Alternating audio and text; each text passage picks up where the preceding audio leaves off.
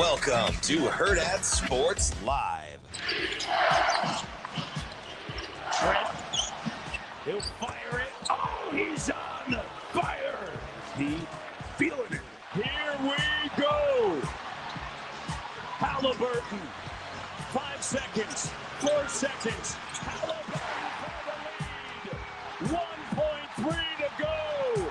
Pacers by 1.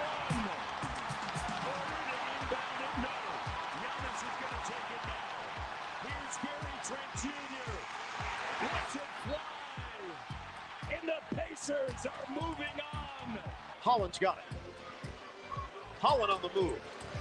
Rejected by Anunoby. He didn't see him coming. Bridges, spin on the rookie. Kick it for Payne. Payne lets it fly. Bottom. Seems to normally have. Here's a drive to deep center. Marshall. Did he catch that ball? He caught that ball.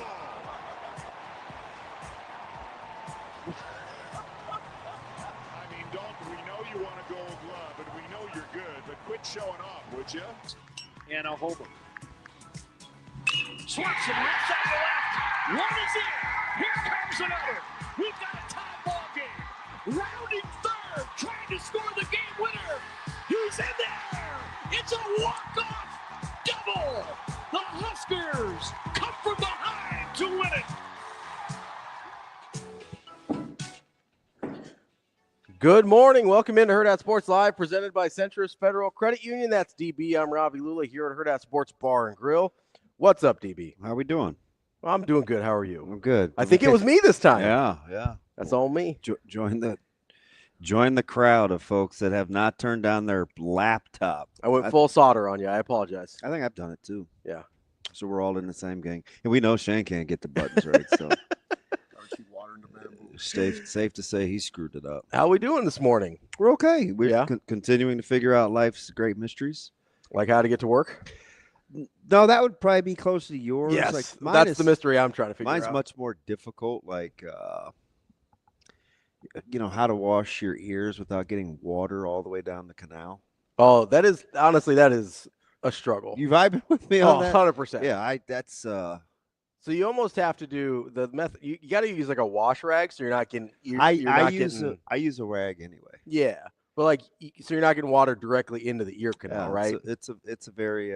But you almost need 2 wash rags. You need the soapy one, and then you need a clean one. It's a delicate process. It's the whole thing. It's a very delicate process. People don't think about this. Life's one of life's great. I thought about it this morning. Yeah. Getting those ears cleaned is tricky. I was driving to Big Red Wrap Up last night, and Danny was making fun of me, so I decided to. Yeah.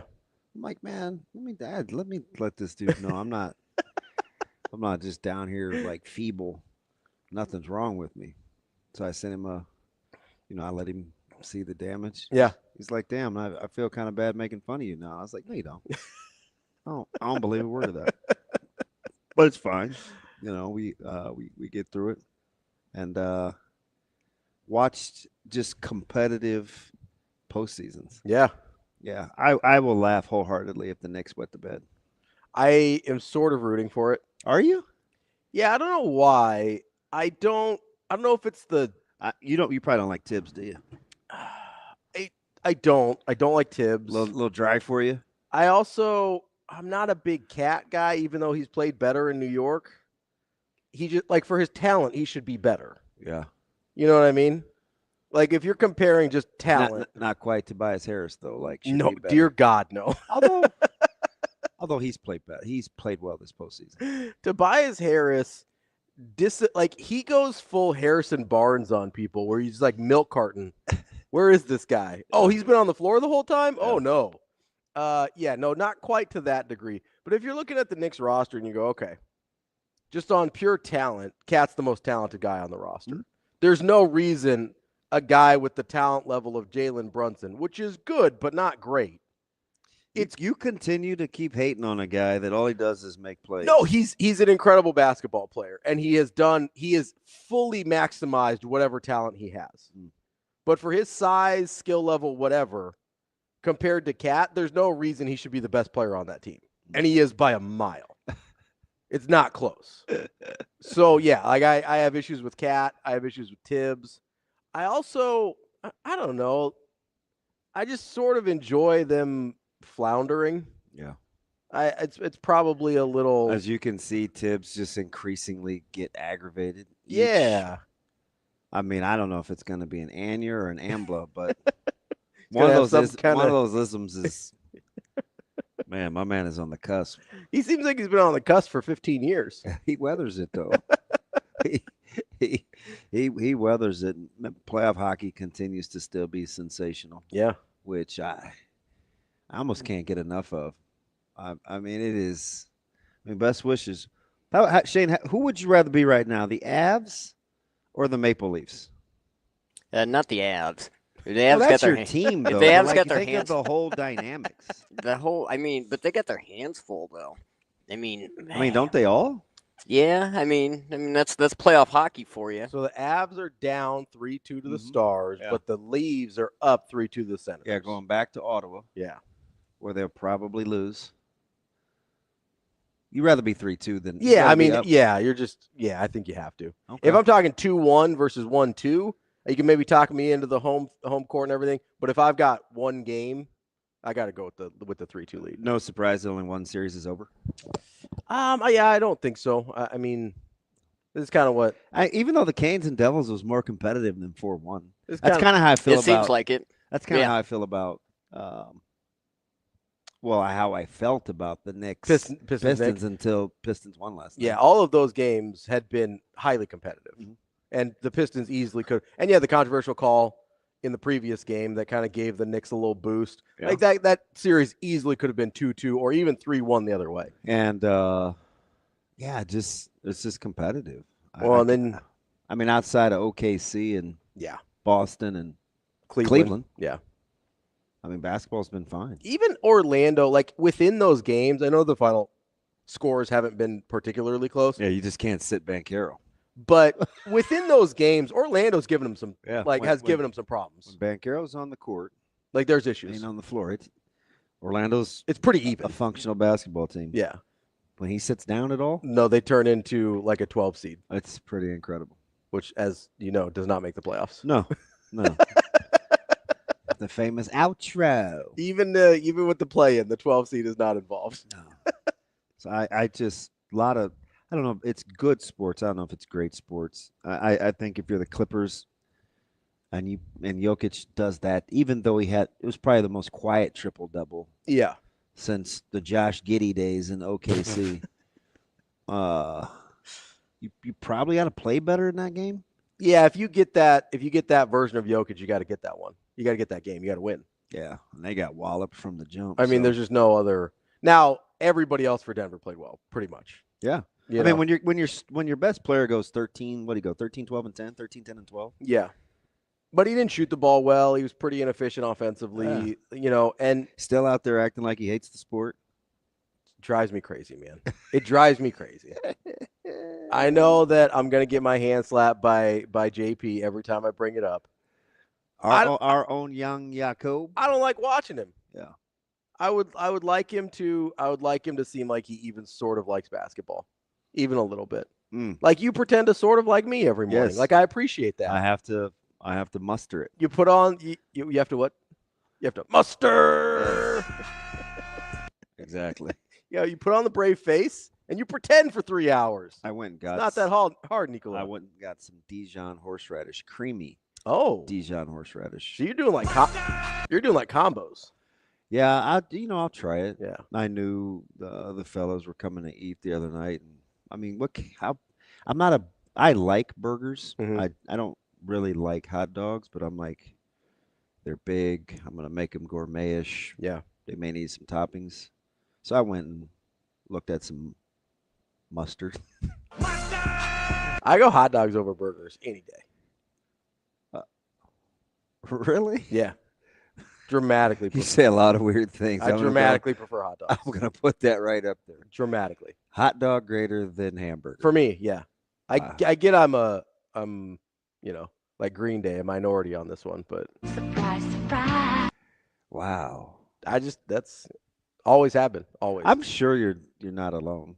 Not alone, but I do think most people prefer It's a burgers. Michael Jackson moment. Man in the mirror? No. You are not alone. Oh. Will you be there? No, not for that take. Yamo be there? Like No. a McDonald's? No. No, you're exactly right. No, yeah, sir. no, I'll go. Shane, what about? And now these were huge. They were big beef. Now I'll go. Beef hot dogs are really good. They were big ones. Yeah, beef hot dogs are really good. But I'll go hot dog over. Some people are like brat people. I'll go hot dog over brat too. I'm not 12. I prefer burger over a dog. I'm not 12. You could have fooled me, man. You look like you're 12 over there. Wow, that might be Good the hot. morning again. I mean, if you had some hot takes, but I think disliking Nikola Jokic is a hotter take than liking hot dogs over hamburgers. he does have his fair share of detractors, though. Yeah. I mean, yeah. Most of the NBA heads though are drinking the Kool-Aid. Wow, it's Kool-Aid to think Jokic is a good player. No, it's Kool-Aid because it's gone past. He's a great player. It's gone to he's the best offensive player we've ever seen. Nobody's done anything like this. Statistically, he is in uncharted waters. I understand that, but you also have to give context to the era. We do this with baseball. We used to do this with baseball all the time. That's why they came up with era-adjusted stats, would kind of give you some context to what's going on. Like, how good were you versus your peers? That's a different thing. That's why my argument is Pedro Martinez had the greatest pitching stretch in the history of baseball. The dude was posting sub-2 ERAs in the heart of the steroid era as a 5'9" dude. That's stretching it, too. Like that, yeah, 5'9" at best. Like maybe with the spikes on top of the rubber was 5'9". That is a little dude that just was dealing a sub-2 ERA when McGuire and Sosa and Bonds just had needles coming out of their ears. Like that, to me, is the most impressive thing any pitcher's ever done. Somebody DM me the cover. Was it Tony? Somebody sent me a magazine with McGuire, Sosa, and Bonds on the cover. Mhm. I was like, wow. McGuire was huge. You forget how big they were. Then wait, just huge. Wait till you see a picture of them outside of their baseball uniform, like in either regular clothes or if they're working out, they're wearing like a sleeveless or something. I need to figure out who sent me that. They looked ridiculous. They were enormous, enormous human beings. Oh, and here it is. The fact that anyone was Husker X. like what? I mean, look at that. Look at him compared to Derek Jeter. This is incredible. Derek Jeter is a larger than normal size human, and he looks like a little kid. Like, is this real? Yes, those guys were so big. Hard work and dedication, the natty hitters of 95. I might have. Did it really say natty? I don't know if he photoshopped this. That can't be. That can't be real. It doesn't seem like a real picture. I mean, the size of the guys seem real, but I don't know. Nobody was calling him natty even in 95. I gotta see. I have a hard time. I have a hard time with the Jokic is the best offensive player we've ever seen. I just don't buy it. Oh, I'm just telling you, though, statistically. I get it. I get the stats. I get the efficiency. I get all of it. This has to be Photoshop because it says, well, wait, this is in 95. So when did, I think not 95. Yeah, 95. When did Jenner go through his deal? Jenner, what deal? Like the transition? Yes. Well, like as opposed to what, Ravi? I don't know. Like when Working did he win the feds? When did he win the gold medal? I don't know. Going undercover? Go through his deal. When did he go through? It was much later than 95. Oh, because also it says Bruce Jenner, a man's man. So maybe it's a parody of the Sports Illustrated. Maybe. Yeah, I'm not. Although in 95, people were talking about Bruce Jenner that way. Like that's like I'm afraid to post this. I don't know if it's real or not. I really don't. But that does seem like an accurate size of McGuire and Bonds. Maybe I could just tweet it out and say thoughts. Just be like, am I getting fooled by the internet? Real or no? Thoughts? Is this real? I'm not afraid to. Put it out. Like, is this real? Like, Husker Dominer brings up Greg Maddux. Greg Maddux is another great example. I'm all for Greg Maddux. I love Greg Maddux. Yeah, he seems like a teeny fella. He is a teeny fella. Have you seen that guy? He looks like a janitor. Wow. No offense to Chan. If he came in here with like a little goatee and was producing our show, I'm not sure I could tell the difference. Right. Like he is not a big guy. He was a stud. And just filthy. And sadly, I just couldn't get into him because I feel like I was force-fed him I'm more into him because now than I he used to be. played on The Braves. Yeah. No, we started out as a Cub. Yeah. So I was force-fed between WGN and WTBS. Yeah. I saw him all the time. Constantly. I was over it. I think that's why a lot of people fell in love with him though, because he was available, and a lot of other people weren't. I'm just telling you that ain't how love works. Well, sometimes it is. That's not how it works. What's that old saying about options? You're winning. The Greg Maddux thing, though, is what I appreciate about him, and I like him now more than I did even then. Because when I was young, I was more about stuff, so I like John Smoltz better because he had better stuff. But Maddux, if you just like any of those listen to him talk, like the genius of what he did is unbelievable. Yeah, I don't. That's it, the stuff thing. So I flirted with this love affair with the Cardinals because of Ozzie Smith until I figured out what they continually did to the Dodgers in the postseason. So then I was like, all right, this isn't going to work. I'm out on this guy that can't hit his But body there weight. was a stretch where I kind of embraced Joaquin Andujar and John Tudor at the same time. And they couldn't beat. I mean, one's a softy throwing, barely can break glass. Yeah. Lefty, and the other was this domineering nut job that, pumped the zone. So I don't know what I was into, but I do know that there were mechanics that my eye gravitated towards. For sure. Yeah. Like I was probably more of a power guy, which is why I fell in love with Clemens. Yeah. But I also like guys like Fernando Valenzuela, who I thought was aesthetically, like it was a very did not fit. Yeah. And he's not overrated, but statistically, like Fernando won a long shelf life. Yeah. Of no, greatness. it was a bright flash, but brief. I liked, Gooden. Mm-hmm. So there isn't when I talked about running backs, there's a definite thing you can see. Yes. When I talk about good hitters, there's definitely a thing you can see. When I talk about pitchers that I liked, it's kind of all over the place. Yeah, I could see that. So mine was, I know exactly what I gravitated toward with pitchers. It was, how out I was on left-handers forever. It just looked funny. And they never threw right. So not a big Jamie Moyer guy. They could never come over the top. Like I just didn't like how the ball came out of their hand off the mound. So I really liked guys with really great stuff. So power guys with smooth mechanics. I didn't like the herky-jerky or look like they were trying way too hard. Yeah. So that's why I gravitated toward a guy like Pedro, who was still pumping mid-90s with incredible off-speed pitches, but it looks so smooth. Yeah, like why do you have to throw like Dontrelle Willis or Kershaw to be a good lefty? Like why can't you throw more like just the arm slot thing? It's so weird. It really is. It's like, can't those guys learn to get on top and come downhill too? It just didn't seem like that's what they did. Yeah, it does seem a little unnatural almost. Yeah. Like they taught themselves how to throw left-handed. Yeah, that staff, it had like Cardinals. It had like Andujar, Tudor, Cox. They're all, Cox had that big Magnum PI mustache, kind of. Was that, we're not in like the Bruce Sutter era, are we there? Yeah, Suter's there. Yeah. I mean, it's 80s. Yeah. A lot of those guys had dusters. You just get the little cookie crumbs out of there. It's terrible. It's a good look for those guys. Man, my dad had one of those. Some of those pictures, I'm like, ugh. Paul Skeens trying to bring it back. Yeah, it's weird. He's a weird cat. He is a strange guy. He is a weird. Were you a Pryor guy? I thought his mechanics were really pretty. Yeah, didn't you think that should work? Yeah, it looks so smooth.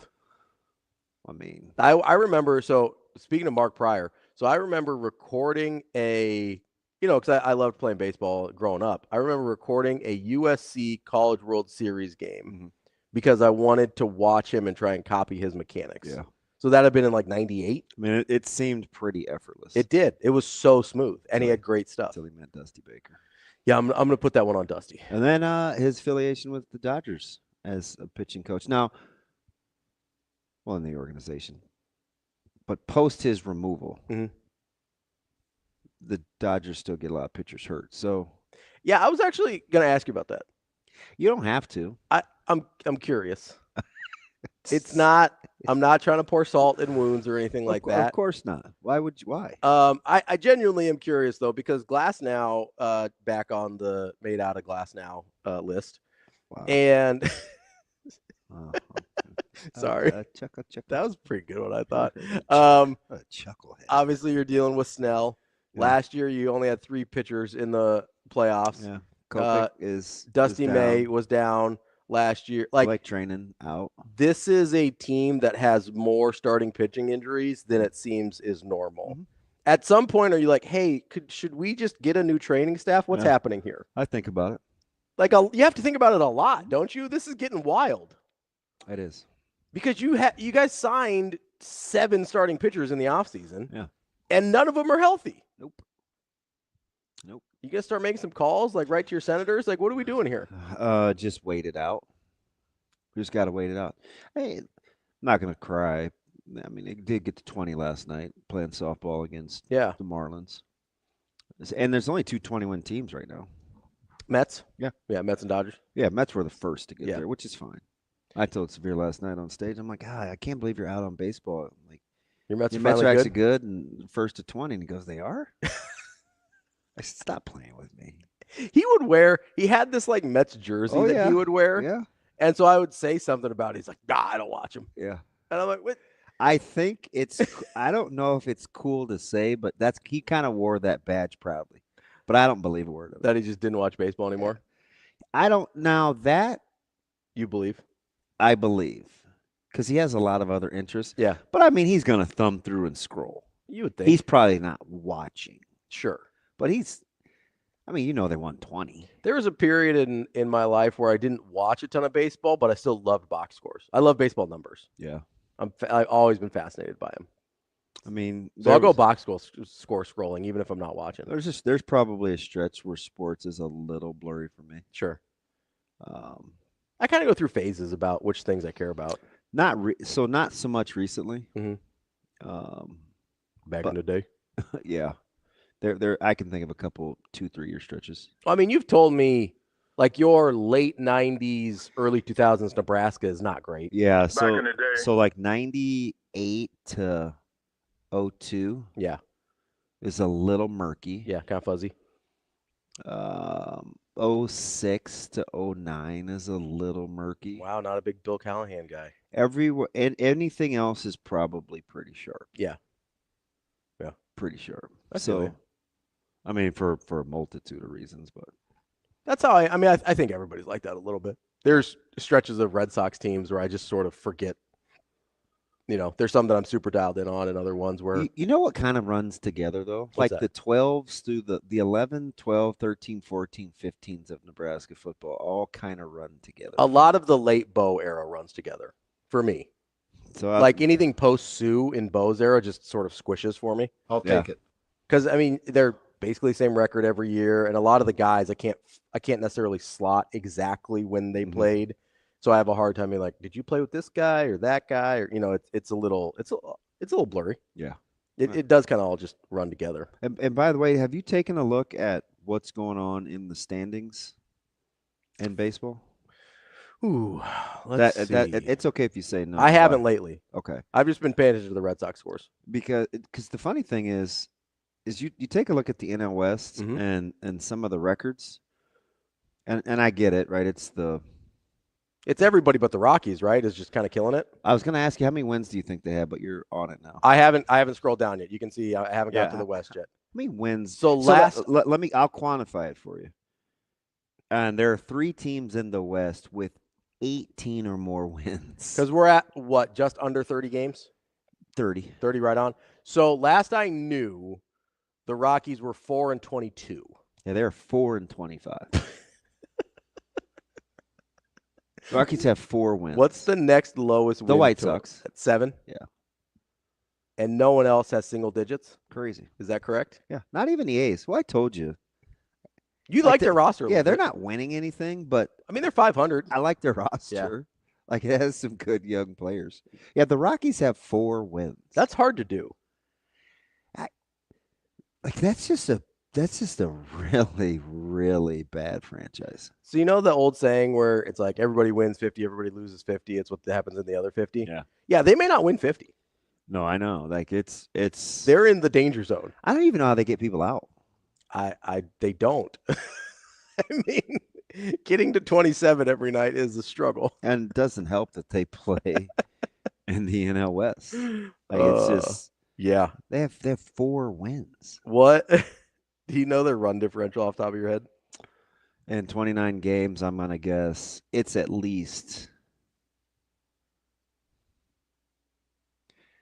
This is weird. I'm gonna go. It's at least 3 per game times 29. I will say their run differential. 29 times 3 is 87. That's probably high this early. I will say their run differential is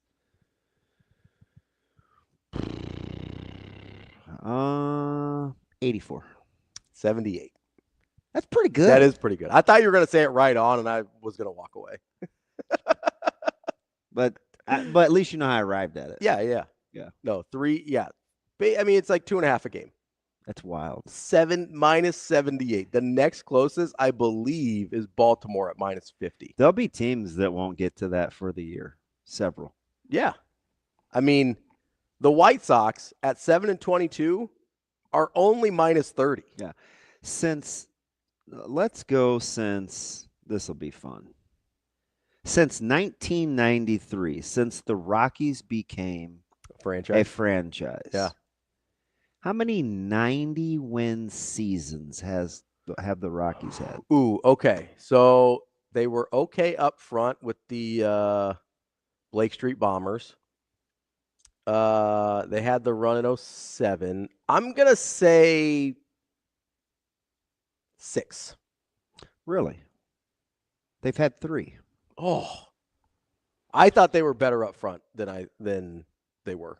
3. Like I would have thought they had 3 from like 95 to 98. They didn't win 90 games as a franchise until 2007. Oh, wow.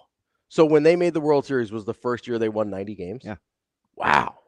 They went to the NLDS in 95. So that's what I was saying. I was saying the 95. But remember, team. they only played 144 games. That's right. With 77 wins. So I was thinking of the 95 team with like Bichette and Galarraga and Larry Walker and that crew. Those guys could rake. But they still were only 77 and 67. Yeah, so I was overestimating how good those teams were.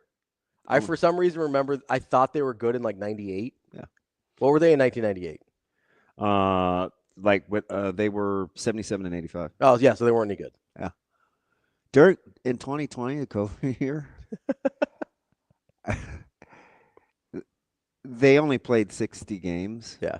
They were 26 and 34 and still in 4th place in that division. Like the division doesn't do them any favors. No. But that's just crazy. Also, like the division hasn't been this for 32 years, right? Like they've just been They played 60 games. Oh, you know what would be timeout? They played 60 games. Yeah. They won 26. Yeah. How many games back do you think it's not even a ton of games to get to a big number? Yeah, I know the Dodgers were really good that year though. They finished in 4th in 60 games. I'm going to say like it's probably higher than I think it is. I'm going to say like 11 and a half. They were 17 games back. 10, 11, 12. And they weren't even in last, were they? No. 4th. Who was just for perspective. Isn't that wild? That's crazy. So the Dodgers won 43, is that right? Yeah. Okay, so just for the sake of my brain here, the Marlins also came in 93. How many 90-win seasons do they have? The Marlins? Because we sort of look at them as this joke of a franchise. But they've got titles. I'll say they've got 2 titles. They made the World Series in 97. Or they won the World Series in 97 and 03. They've had some other stretches where they were okay. 90-win seasons for the Marlins. Do you know how long they've existed? Since 93. You said the year. So the Marlins have 1, 2, 3, 4, 5, 6, 7, 8, 9, 10, 11, 12, 13. No. I'm getting too big. Hang on. I did that wrong. You're like, DB, are you on crack? Yes, Ravi, I am. You smoke crack, don't you? I was looking at the loss column. I was going to say, they've won in almost half their season. They've won 90 games. There's no way. This is staggering. What is it? So they have 2 World Series titles. Yeah, 97-03. How many 90-win seasons do you think they have? I would guess at least in those 2, but I mean, I'm gonna guess more than the Rockies. That's why I wanted you to look it up. I'm gonna say 5. They only have 2. Is it those 2? Those 2. That's incredible. That's incredible. That's all. And do you know what the numbers were? Like 91 and 92. So they had 91 and 03. Yeah. And they had 92 and Oh, 97. I nailed that exactly. That's incredible. 91 and 92. That's what I said. Oh. That's unreal. I would have thought they had a couple one-offs somewhere. No. So No. maybe expansion wasn't great for baseball. I mean, And typically, when you get one around those, Yeah. But the Marlins were super weird because they sold off those teams almost immediately. yeah. And that was the NLDS team that lost in COVID. Oh, yeah. So you know what's funny is the teams that came in 97, the Rays and the Diamondbacks, dramatically better than the teams that came in 93. Yeah. As franchises. Mm-hmm. Random. What did they do to Florida and Colorado to make them so bad? I kind of feel bad for Colorado because it's just not a great market for. It's a tough baseball market. Yeah. Yeah. Tough to play ball there. I mean, it's not like free agent pitchers are knocking down the door to go pitch at Coors Canaveral. Yeah, who's the last one? Mike Hampton? Is it still Coors? Have they sold the name? I think it's still Coors. Yeah, I mean, they're a monster. They can afford to pay what they want. Yeah. But Yeah, I think they've got some extra cash lying around. yeah, just wild. Yeah, who's the last big name pitcher that signed with the Rockies? That's a good question. I mean, why would you? The only guy I can think of is Mike Hampton, and he wasn't he was fine. But it was a big deal when he signed there. Yeah. That Mike Hampton post the Astros? Yeah. I just remember he had one of the tightest, most edged up goatees He did. ever. That thing was sharp. Mike Hampton's goatee was like top shelf. It was on point. That dude, but that was one of the only guys that chose to go play for the Rockies, and it didn't go well. Yeah, it's tough out here. Now, he might have also just not been that good. Yeah. That's also a possibility. I shouldn't tease him because I love Dan. And now I'm drawing a blank, and I feel very, very bad because I like him a ton. My White Sox fan. Who am I missing? God dang it, DB. One of the OGs that covered recruiting. John Tallman? No, he's a Rangers guy. Same era. I mean, I'm thinking flies under the radar. Shane, we used to have him on the show. He has a nickname, and I think Nate Klaus. Oh, yeah. Huge White Sox fan. And I used to tease him. This was probably like 17, 18, 19, 20. I'm like, it's going to be the White Sox year. And then every year I would say, gosh, it seems like their window came and went. They just couldn't stay healthy. Yeah. Now for a few years now, they're like the worst team, one of the worst teams in baseball. Yeah. Do you remember when the White Sox were going to be good? They had some guys coming up. No, because I remember this was around the time that the Red Sox traded. How did I forget Nate the Great's name? You threw me off when you said Dan. I was like, I don't know I should Dan. be shot. But I think Hoppin's not a Cubs fan. He's not a White Sox fan. He's a Cubs fan, right? I'm not sure what his baseball team is. I know he's a Colts fan for football. I'm over here tripping. But no, I remember being wringing my hands about the package of prospects that the Red Sox gave up for Chris Sale back in 17, 18. Big Chris Sale guy. I was for a minute, and then he decided he didn't want to ever stay healthy again until he left. So that was fun for me. But I remember giving up Yoan Moncada, and I was like, oh, I don't know if we want to give up Moncada. And then they he goes and doesn't, he's not any good with the White Sox, and I felt okay about it. But like they had a little run there or a little window where you go, oh, they've got some nice young players. Yeah, lost in the ALDS in 21. And then never figured it out again. And then lost in a wild card in 20. Yeah. That was it. That was the window. Yeah, it's just, I don't know. I just, they had better players than, and since, now this is staggering. Since 06, they've only won 90 games twice. I believe that. I believe that. They've been bad for a long time. Crazy. They've been bad for a long time. You know what their win percentage was last year? Under, it's not like 320. Plus or minus 5. Okay. How many games did the White Sox win? All right, out of 162, I'm gonna say 54.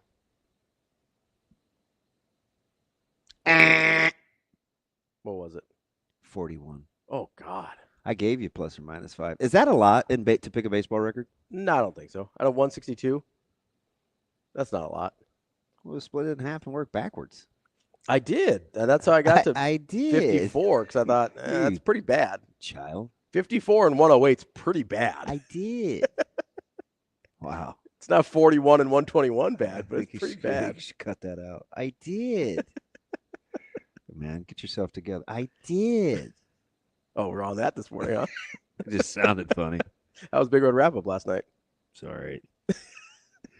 We didn't talk about it. It actually was the play that in the huddle with Jay Moore. Yeah. He broke it down. Yeah. So kind of made light of it. Yeah. You like Jay a lot. I do like Jay a lot. Yeah. He's low-key really funny. Yeah. You wouldn't get that because he's very... He seems very like... But he's funny. Yeah. Yeah. And he's... Very dry. And Pat Stewart lives right, like, is his neighbor 2 doors down. Oh, really? So you guys in that high-rent neighborhood, man. Like the band? Oh, it's 3 doors down. Sorry. Those seem like... Again, that seems like your kind of music. That's 2. No. But I do know one thing. You are my kryptonite. How about that? Well, hey, that's nicer than I thought you were going to go. They have a song called Loser. I thought you were going to go that direction. That too. I think it's time to take a break. I thought that was Beck. They also have a song called Loser. Them too. You guys know all the losers. Coming up on the show today, we got Brian Christopherson, Husker 24/7. 8:30, we got Kevin Sjuts, 10-11 News in Lincoln. And at 9, I think we're finally going to talk about the draft today. I think. We get Ryan? We'll see. We're going to talk to Ryan Roberts from A to Z Sports.com. That's DBM, Ravi, Lulla. Not that it's all going to be about dads this week, but we got to talk about Tyrese Halliburton's dad. Bad. Not good. That's DBM, Ravi, Lulla. More Hurrdat Sports Live coming up next.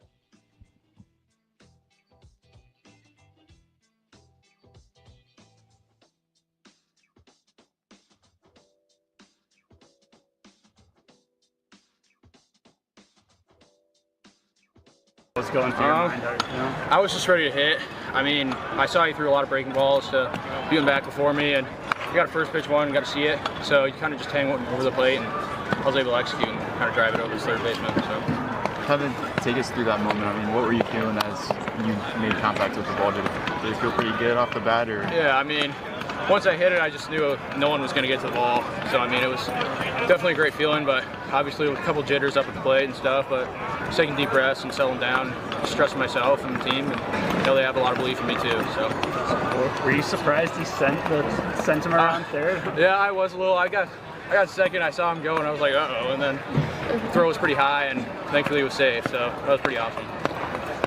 I mean, you guys went into the 9th inning there. You're trailing. It's a pretty pivotal game for you guys. You've lost them twice already this year.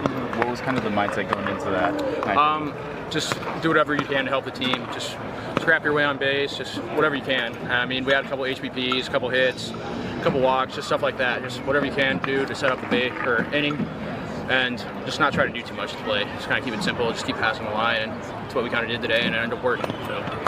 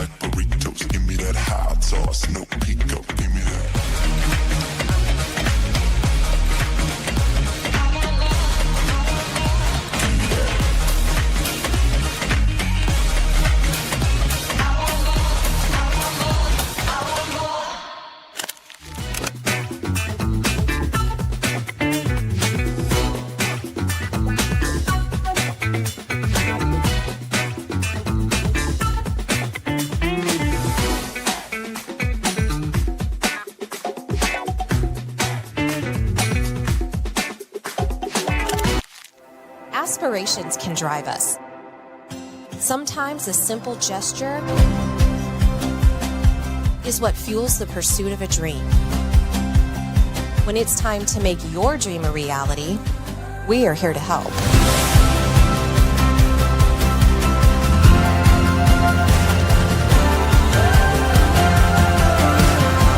Centris Federal Credit Union. We are where you are.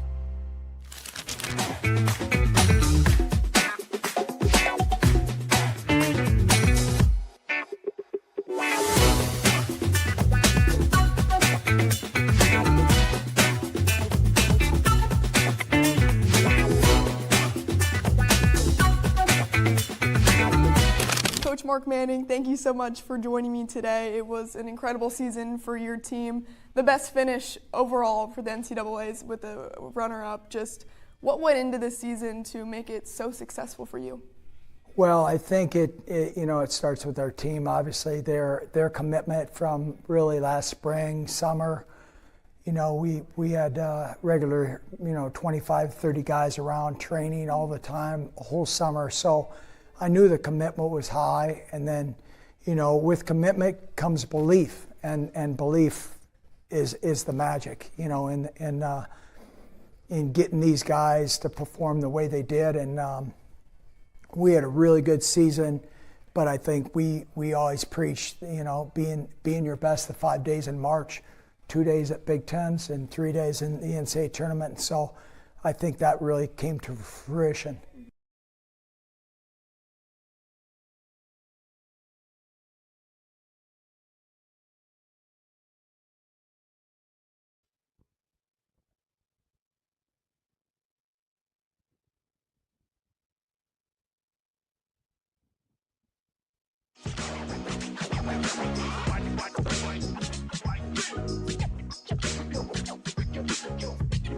You're listening to Hurrdat Sports Live.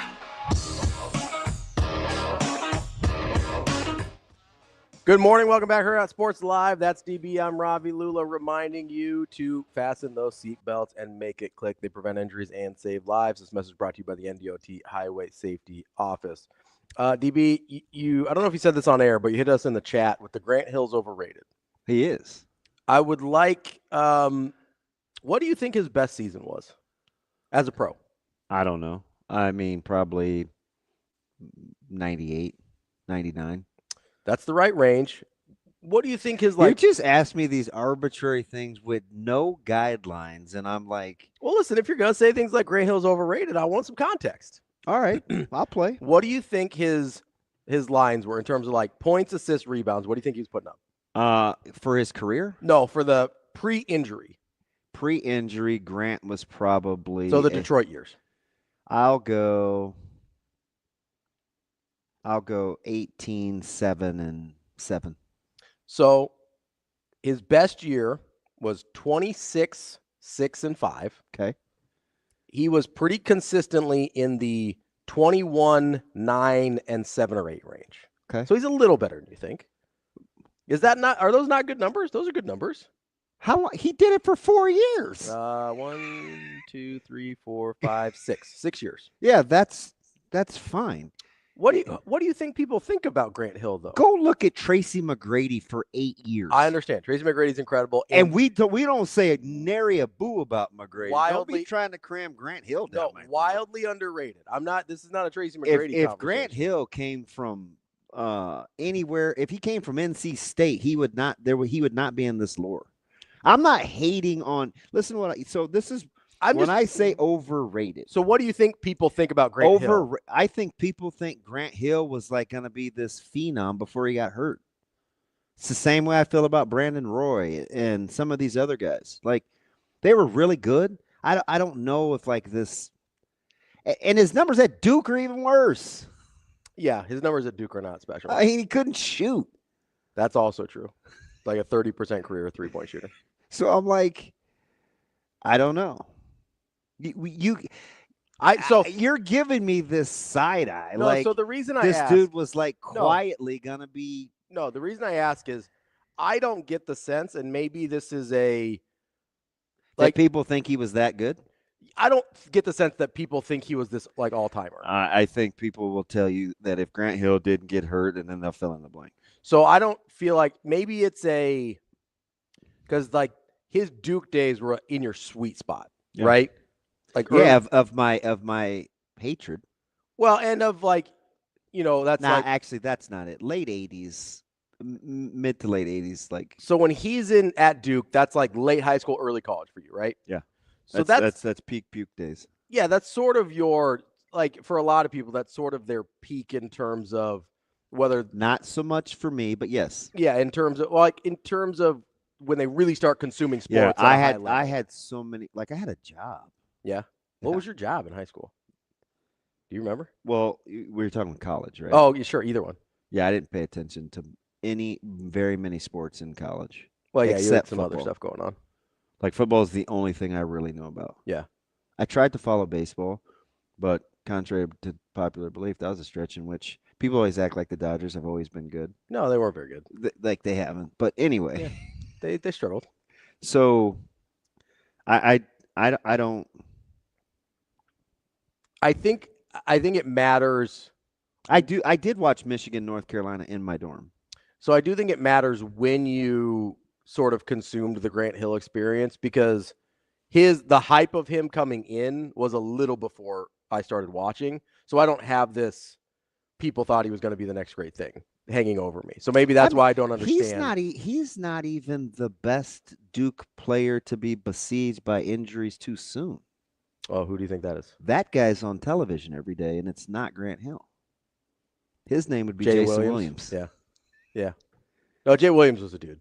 Jay Williams was incredible. Yeah, he was unbelievable. He was really, really good. We talk about Jay Will like he's kind of this hot take dude that, by the way, he was unbelievable. Used to date Carissa Thompson. He was unbelievable. But no, that dude was a bucket. Yeah, he was. He was really, really good. So it's like, I don't know. I do so you think, I don't know. I think people think Grant is like, I don't get that sense, but I could be wrong. I'm willing to What's his career? For Grant Hill? Yeah. So I think his career. You know whose vibes he gives me a little bit? Who? And you're gonna be like, I can't wait to have Jacob play this on replay. Well, he had a Phoenix run too, so you better be careful. He gives me Penny Hardaway vibes. No, they're very similar in the sense of people thought they were going to be great. They had the injury. Like how many good years did Penny have? Phoenix ruined both of them. No, I'm just kidding. That was for you, Jacob. Grant Hill for his career was 17, 6-4. Okay. We're going to go Penny. I got to go Anthony probably because Basketball Reference uses real names. All right, Anthony. So it's not Big Cat Galarraga in baseball, or no, it's not. It's not. No. I was a big Galarraga guy though. The Big Cat. Yeah. Boy, he hated him some Barry Bonds. Okay, so good years for one Anthony Penny Hardaway. Fewer than Grant Hill. Had to be. Yeah, fewer than Grant Hill. His total. So his career, he was 15. Give me his good years. 15. Not after the microfracture. 15, 5-5. So he really only had like 3 really good years. That's what I'm saying. He gives me some Penny Hardaway. 21, 7-4, 22, 7-4, and 21, 6-5. Those are the only 3 years he averaged more than 20 points per game. Everything else is in the 15, 16 range, and then he falls off the cliff after Phoenix ruined him. Yeah, he hit the aura that surrounds him. Mm-hmm. I think I get more of that from Penny than I do from Grant Hill. That people think he would have been great if he didn't get injured. So if that's what the category you're putting him in, sure, he can be overrated. That's fine. It's about as terrible as your hot dog take. That's terrible. You know what's even worse? What? Like him plain.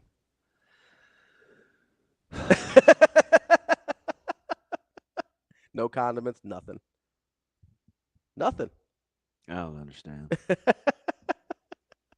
I think you're not even just like eating a plain wiener, huh? You wouldn't even put. DB, some people call it raw dogging. Oh, that's a different thing? Got to keep watering the bamboo. It's a plain hot dog. This is gross. Is that not what that means? Grow up. You just said Says eating that- wiener. That's what it is. It's a dog. It's a hot dog. How Raw, are you? plain. How are you eating a plain? Hey, Shane, I think Dookie Clint is at the door. How are you eating a plain hot dog? I just eat it. Got the butt on there, the whole thing. Do you boil it in what? Like, what's your preparation? Well, I prefer it grilled. You put water in a Tupperware and you put it in the microwave, don't you? No. And you wait till the thing splits Now, like a weirdo and it looks like some floppy disk. I'd be lying to you if I said I hadn't microwaved hot dogs. See, that just. But I don't even do the water because then it gets weird. I don't like them in the water. In the microwave. If you're going to boil them, you got to do the water, obviously. But in the microwave, I get the ones that are pre-cooked already, so you don't have to worry about it. You just toss them in the microwave. This is getting worse by the second. Wait till they're warm. You warm up a cold dog in the microwave Yeah. and eat. Yeah. Yep. And you still like them better than hamburgers. Yep. Okay. Now, don't get me wrong. I like a really good burger, but here's the other thing. The way you're preparing it is even worse. So hot dogs. You're like being a minimalist. So here's what I'm going to say. I think it's really hard to screw up a hot dog. I think it's very easy. See, I think it's just the opposite. I think it's hard for a hot dog to be good. See, I think it's very easy to screw up a burger. I'm very particular about my burgers. I love a really good burger, but most people don't make really good burgers. I had this conversation with our guy RP when he invited you over for March Madness. You didn't go? See, that again, that's something my wife would say. Like, it's just not necessary to frame the story. I know, but it's funny sometimes. So he was, I think it was March Madness, and he's like hot dogs, hamburgers, whatever, and I was like, I'm not really a burger guy, and he convinced me to try one, and it was pretty good, and I was pleasantly surprised. But a lot of, especially when people are grilling them, and a lot of times they get overdone, and I'm not. No, I will tell you, a dry burger is fatigue, and most of you guys, like, what do you mean, you guys? A lot of people. What do you mean, you guys? Most of my people don't even eat cow. You could take a. A lot of people use pre-pattied burgers. If you use pre-pattied burgers, you better go high heat. Yeah. Quickly. Yep. Otherwise, you will be eating. You'll dry that thing out. You'll be eating hockey pucks. So that's they're the not thing. thick enough. No. I like to patty it yourself. my own burgers. So I will eat a pre-done because sometimes, like when you get cows and stuff, like you can get a pre-patty. They'll do it for you. Which is fine. Sometimes you just want to be able to. But that's something like needs the Blackstone or. You gotta go quick. Yeah, it's just. People dry out burgers all the time. I can't, but I hate a dry burger. You've said a lot of crazy things over the last what I do 7-8 years. What I do to simply put a hot dog in the microwave as is standalone. Yep. Well, you got to make sure it's the ones that are cooked already. Enjoy it. Yep. And say it's better than a burger is insane. So it's not better than a really good burger, but I'm saying if all things being equal, and I don't know preparation wise how it's going to go. I don't know who's cooking it. I'm just saying, hey, hot dog or burger, and I have to take my chances. I will take my chances with the hot dog. That is criminally insane. Does it have to be a certain type of dog, like a bigger one? Shane, I'm so. Hey, I'm just saying you could. Like, I prefer an all beef dog for sure. It's a higher quality hot dog for sure. All beef. Just putting a hot dog in the microwave, like, oh, this is pretty sweet. Absolutely. It's ready to go. Wow. Now you got to be careful. I'm a little bit of a microwave connoisseur here, DB. I'm very good at the microwave. It's the only thing I'm good at in terms of cooking. You know, the only thing I put in a microwave is if Zoe wants reheated pancakes. What are you putting in the microwave? Everything. I cook everything in the microwave. I might warm butter. Yeah, you gotta do that. You don't want the cold butter. That's no good. Sounds like you'd be pretty good with kids. I mean, you know how to feed them. Hot dogs, microwaving food. No, not at all. I'm glad that somebody's like Johnny the Pig has some sense. By the way, I finished his last pack of bacon because I didn't have the boys this weekend. Yeah, phenomenal. Hard to go backwards. Yeah, hard to go backwards. Dude, I knocked that thing out like the weekend that he gave it to us. Well, the first one I did. I saved the second. Oh, did you? Yeah, I wasn't sharing. I hate to say that as a parent. I was not sharing. I had to wait till my kids were out of the house so I could have what I wanted. I'm telling you, hard to go backwards. That joker didn't shrink either. That's TV. I'm Ravi, Lulla, Brian Christopherson coming up next.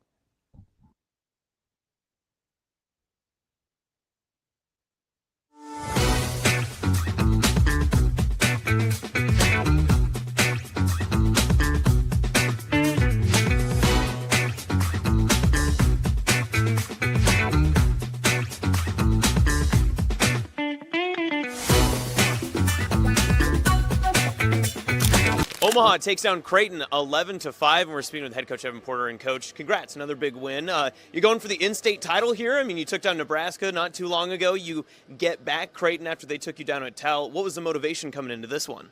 Well, we had a pretty good weekend in Colorado this past weekend, and we got in pretty late Sunday night, so we just wanted to make sure our guys were ready to play today. And obviously, that's a very talented Creighton team, and they're having a great season. And I have so much respect for Coach Service and what he's done for not only Creighton but the baseball community here in Omaha. And so I think there's always a little added, adrenaline when we're playing these in-state games. So, our guys played well today, and I told them we can enjoy this for 5 or 10 minutes, but all our focus needs to go into the weekend with St. Thomas coming up here on Friday.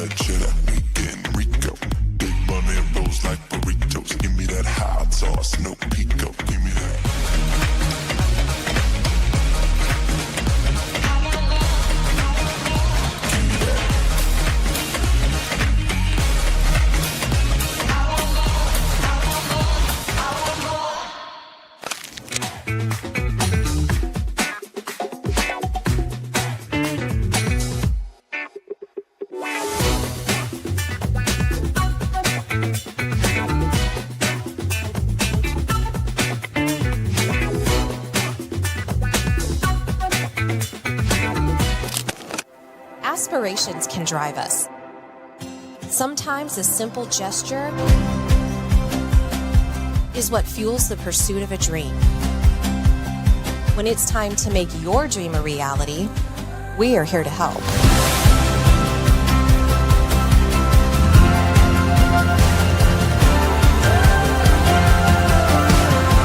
Centris Federal Credit Union. We are where you are.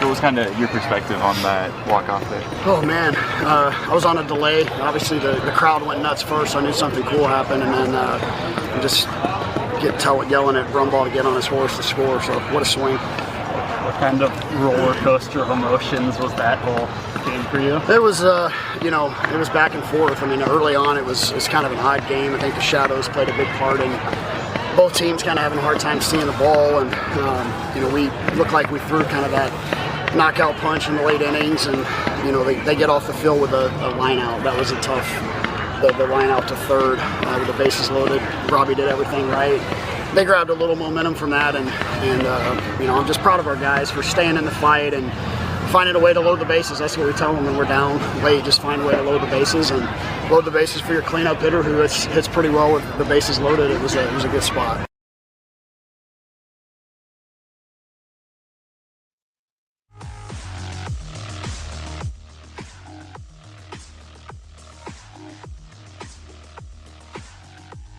You're listening to Hurrdat Sports Live. Here is Husker 24/7 senior writer, Brian Christopherson. Yeah, you got guys walking into Ace Hardware without their shirts on. Brian Christopherson. We got a pretty good sewing circle in this state. Brian Christopherson. To me, it's like crunch time, baby. Here is Brian Christopherson.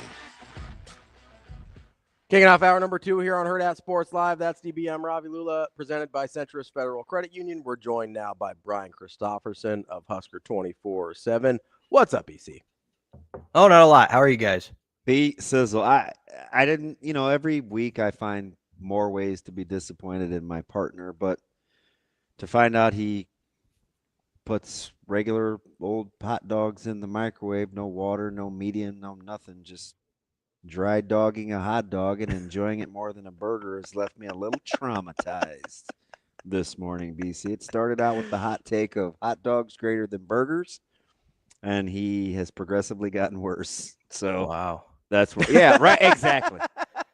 Exactly. As a grown man, he's just throwing a dog in the microwave, nuking it, and calling it good. If he has that take, how can you trust anything that comes out of his mouth? That's what I'm saying, right? Thank you, BC. And I know you play the middle very well. I am glad that it sounds as serial killerish to you as it does to me. You want me to go even a step further? One of my favorite meals, if I'm just talking about just at home favorite meals, give me some macaroni with some hot dogs chopped up in it. Man, the only time I prefer a hot dog over a hamburger is at the turn on a golf course.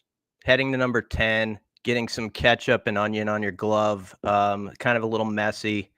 I'm okay with that. Otherwise, it's burger all day. I go no condiments on the dog too, if that helps. Can I this is crazy because I feel like I'm not utilizing your talents correctly here, BC. But is a hot dog one of those things where sometimes the more plain label-y, cheaper it comes across, the better it is? Yeah, that's probably true. There are just some things where you like the simplest version of it better than anything else. Is that a hot dog? Yeah, I mean, well, every hot dog, not every hot dog. Most hot dogs you get at a golf course kind of suck. But it's also and they're great. Definitely coming out of water and tongs, right? But it's great. It's like it's one of those weird things in life where it's like this, as you're putting it down your gullet, you're like, this isn't good. But man, I feel like I'm gonna go par this hole now. Like I'm gonna get a par on 10, and break free from this double bogey string I'm on. So there is a superpower to the hot dog in the clubhouse. Everywhere else, it's just mediocre to me. I like Chicago dogs at the bun airport. kind of fit your fingers? Does it get the fingerprint imprints in it? Yeah, you gotta have a soft bun. You gotta have you're kind of eat. This is the vibe I'm getting from UBC. Yep. Yeah, you have to just you smash it with the red Gatorade. The only other time I really go for a hot dog is like at the Chicago airport. I'll get a Chicago dog, and some Garrett's popcorn. Not a Chicago dog guy myself. Too much going on. Man, hot dog. Jeez, but Ravi. It gets worse. But so I do think I identify with you a little bit here. Part of my affinity for hot dogs is baseball games. Loved getting a hot dog at a baseball game. Mm-hmm. And then B, when I was playing baseball growing up, when I would have a low blood sugar, my mom would go get me a hot dog from the concession stand, and I'd eat it in the dugout. And I felt like it gave me superpowers like it does for you on the 10th hole. All right. Well, I'm way, baby, par all the way. I'm not going to diminish that story when your mom's involved. So, strikes after you get that dog in the dugout. That's what we're doing. Yeah, I got you. All right. Everybody's got something that's there's maybe some sentimental reason for liking something you shouldn't like as much as you do. So I'll let it go. I'm probably like that with liverwurst or Braunschweiger. Yeah, for sure. I have a particular affinity for it, but I think I'm alone. BC, couple of takeaways from spring. I want to start kind of on the offensive side of the ball, and if Nebraska wants to get to where they need to be, we always talk about the quarterback play, and we know what's going on with Coach Raiola, Coach Satterfield, Coach Holgerson, Coach Barthel, and now Coach Sjuts and his crew. For you, can you talk about the progress that Dylan Raiola has to make without talking about Coach Holgerson? No, I think they're intertwined in that conversation, and the good thing is it really does feel genuine that the chemistry has really grown through these months as they've gotten to know each other better, and you hear the stories of sometimes Dylan's kind of waiting for the player. He's like wants a certain play, and it comes into his head at exactly what he's thinking. Like they're on the same wavelength. And I know some people can roll their eyes and say, "Oh, that's spring press conference type of stuff."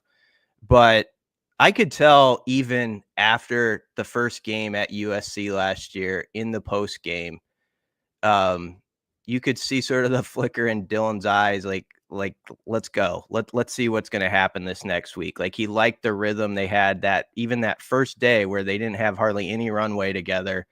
And that was the game people might remember. He made sort of a bold prediction they were going to win the next week. At the time, that was bold. They've been struggling and just felt the offense was going to take off. And sure enough, they had that 44-point game. So it does feel like there's a real comfort level. He mentioned that the thing Dana does really well is he just plays to what the personnel, their strengths, and knows how to accent those things. And also, just as importantly, how to turn away from the stuff that's a weak spot. And so together that can be a powerful combination. But yeah, I think they're definitely, those two are mixed together. And I think it's an OC who's going to give them a lot of high percentage throws to make when there's those opportunities. And of course, there's going to be those moments where Dylan has to fit one in and make that big time play. We all know that, like, even last year, we can think of 4 or 5 throws that, man, you wish you had that one back. It can alter the course. It can change 2 games, if you hit on a couple of them. So there's going to be those moments too, where it's just that quarterback, and can he put that throw on the money on that one, explosive play that's waiting to be had.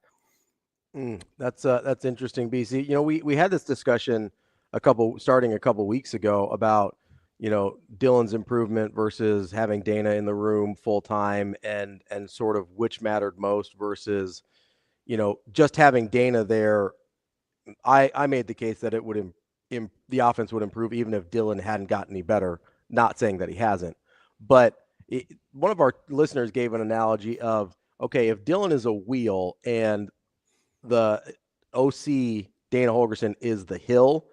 That my point was, if the hill is steeper, that the wheel's rolling down, the wheel doesn't have to be any smoother and it'll go faster still. Does that kind of make sense? Yeah, I mean that makes sense. I just feel like I'm not saying the wheel isn't smoother, but the hill is definitely steeper. Sure. Yeah, I can go with that. I mean, if you go to the last 3 or 4 games, I just think of a few plays in particular where it's like, think of the last touchdown at the Pinstripe Bowl. It was just a little passing the flat out to Emmett Johnson, and it's a big time confidence play for your quarterback, and it's an OC getting you in the right play at the right moment. It was a layup, and there were several plays like that down the stretch where Dylan had some layups in big spots and he converted them, but you also credit the OC for, finding that play in that moment. Like the Wisconsin game, there was a drive early third quarter. I thought it was their best drive of the season where they had the Badgers on ice skates, and there was another little pass to Emmett, and it's just a little simple deal. And the whole defense is going one way. Emmett's going down the right sideline, 35 yards like that. Looks good on Dylan's stats. That boosts your confidence, and that helps you make a bigger throw later. That's a tougher throw. So I just think when you can find that sort of, touch as a play caller, it elevates your quarterback, like his thinking and his mojo going into further plays down, within that game and within the season. So hopefully there's just more of that on display as we go forward. BC, this is the first time I think universally, and I don't know what it is. I just, so you can agree or disagree. It seems like universally everybody's pretty excited about the offensive line. So number one, do you kind of agree with that, and where did it come from? Number two, how many guys in your head now are you thinking that Nebraska could actually play without having to do any sort of stretches? I'm optimistic about the O-line. It was did you get that from listening to the staff all spring? Yeah. Midway through the spring, it was after one of the scrimmages, I believe, Rule highlighted them, and a couple other times they came up. It felt like Elijah Pritchett was coming on in a good way and was developing, and I think getting accustomed to his surroundings too. It's not easy, but I think he's been really locked in on the details and those little technique things that are actually the big things.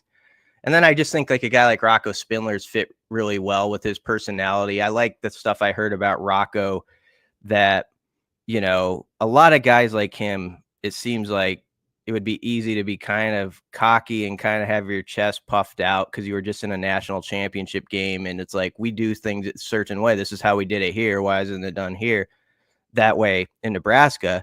And it doesn't seem like that from what we heard was Rocco's personality at all. He would give some feedback, but he would listen and take it in and see, okay, this is how this goes here, and just adapted really well. So I feel good about those two additions. I feel better about Pritchett post-spring than I did pre-spring, I guess. Like from what I heard, it just felt like he was tracking well, and he has to keep doing that, but I'm encouraged from what I heard. So that's a big deal, because if he can lock down that left spot, it means everything. And then they got a lot of options. I mean, right tackle, I know Latovsky's kind of a name that is put out there a lot, but, you know, I know Tyler Kanak had a good spring, and you still got Teddy, and you could do something with Turner inside maybe. There's enough names, enough bodies who are third-year type guys and beyond, some guys fifth-year guys, fourth-year guys, that you do expect them to be solid. And when you go left or right, and you say, what if it's like Pritchett, Corcoran, Evans, Spindler, Latovsky? That's a lot of football. That's a lot of snaps. You know, that's definitely like an O-line that you say, okay, let's go in October. Let's go see what they do against Michigan. Those guys have played a lot of big reps. So on paper, I like it. BC, you know, it's interesting because you left out some guys that played a lot last year, and we didn't bring up, you know, the Grant Segrin transfer who got a Washington State offer yesterday. Did that register with you at all, him leaving, or did that sort of make sense? It makes sense because I think he's a really good player, and the staff did too. I mean, Rule said, like, if he can get that mindset, like, hey, I'm not a walk-on. I'm a dude who belongs here and could play with any of these guys. He's going to be really good. And, you know, in his situation, he probably looked and saw, you know, a bunch of guys sort of in the way at this moment. And there is an opportunity probably for him to go elsewhere and play. The one thing I would say, though, is guys, I think in that room are generally pretty patient. It seems like O-linemen, for the most part, are willing to buy into the idea, which is true. Like, it's going to take until my third year or so until I can take off a lot of times. And if you look at Nebraska's room, I hope guys see the road is there for them to play pretty soon if they have a good development year, because there are, like, Latovsky's a senior, Corcoran's a senior, Prohaska, you know, Spindler. Let's see what happens with Elijah Pritchett and his, you know, if he's around for multiple years or not. But there's 4 or 5 guys that are not going to be here next season. So there should be guys like Grant Bricks, Preston Tamua, some of these guys who are looking at it like, my turn's there. I just got to keep going at this. And if I keep getting better this season, even if I'm not on the first line, next year is when it could really take off for me. So even though there is sort of a logjam at some spots now, hopefully guys see that's not the way it's going to be for multiple years. BC, have you thought at all about why you think the mentality is different on the offensive line in terms of being a little bit more patient? Is it because, you know, we often talk about how offensive linemen are sort of just wired differently, and I do believe that. But I also wonder if, like, when you're in the trenches and you aren't physically ready, it's very apparent because you're kind of just getting whooped. That's what I think, Ravi. I think it's so easy to see when you get there, like you're 18 or 19. You know, some guys, there's that rare exception that actually can do it, or they fit in pretty well. And that's why I thought Gunnar Gatula, and I haven't meant to just leave him out of the conversation. I thought it was pretty impressive what he did last year, honestly, for as young as he is in his career. And, you know, going into spring, he would have been like the 4th tackle, suddenly starting games. And we weren't just talking about him as an eyesore or anything throughout the year. So I thought that was a good step for him. So let's see what he can do too.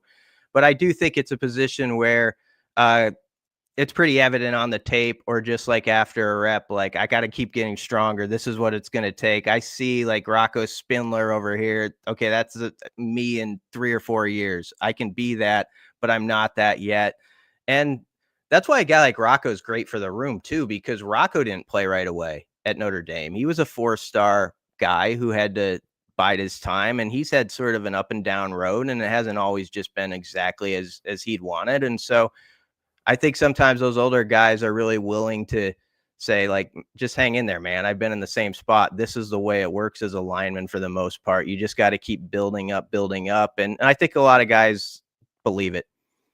BC, if I want to flip over to the defensive side of the ball, or excuse me, special teams, because I feel like we've talked offense, we've talked defense.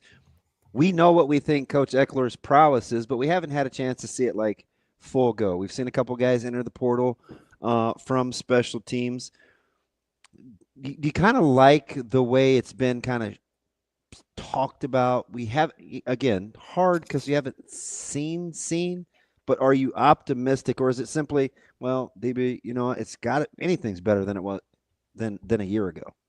No, I'm excited about it because I'm ultra excited about Mike Eckler, and I've said this before, and this is hype, call it hype, whatever. I just think it's true. His resume at Tennessee the last 4 or 5 years was as good as like any assistant that I've seen Nebraska bring in his recent resume. I mean, it's not just like, oh yeah, they had a top returner in the SEC. They had top returners nationally. They were great at pinning teams deep. They were good in like all the statistics. And so that was so well-rounded that I'm just hopeful that at least a couple of those areas are going to really kick up for Nebraska. You know what I'm most interested in, though, is, and this is hard for the media. You might have a better idea because you know some stuff that we don't, but to get a grip on like who the personnel and who those guys are who are really carving out a role. Like, I hope Nebraska has a couple names on coverage this year that like become household names in the state because of that. That used to be a thing, right? Like, yeah, exactly. Like the guy who goes down as just a maniac and, tears stuff up, knocks a ball loose one time. That was definitely a thing. What's his name that almost caught a case in Stillwater? Eric Martin. Yeah. Oh yeah. Just a maniac. Ed Cunningham didn't like him, but I did. Ed Cunningham wanted him out, out of the country, I think. But I just thought Eric Barton, those type of guys, you need that. I remember like when John Madden was announcer, like the Cowboys had like Billy Bates and these guys, like you just hear, it was just like his job was special teams. And so I hope there's some guys that really buy into that as much as we talk about who's going to be the returner, who's going to win that kicking job. Let's see some dudes go down there and stick some guys, knock a football loose, that sort of thing. And if he can get that sort of attitude and those sort of tone setters, it'll feed those units and it'll feed the entire team. And it'll make guys who aren't necessarily on the two deep feel like really involved in the program. And, there's an excitement to go into each week if you feel like I can change this game, even if I'm not the starting linebacker right now. So that's something I'm hopeful for. So BC, I sit here and we all got excited when we remember the name Eric Martin, and we love the buy-in on special teams and what that means for a team. I mean, Rigoni, Lansbury, there's been some guys. And we all love those guys, remember those guys. But then I also sit here and go, okay, is any of that going to matter if they can't find a guy that can snap and kick the ball? No, you got to have that too. Like, I don't want to bypass one for the other. Like, it's got to be that deal where let's have that kicker is 42-yarder. It's good. Like the 37-yarder, count it.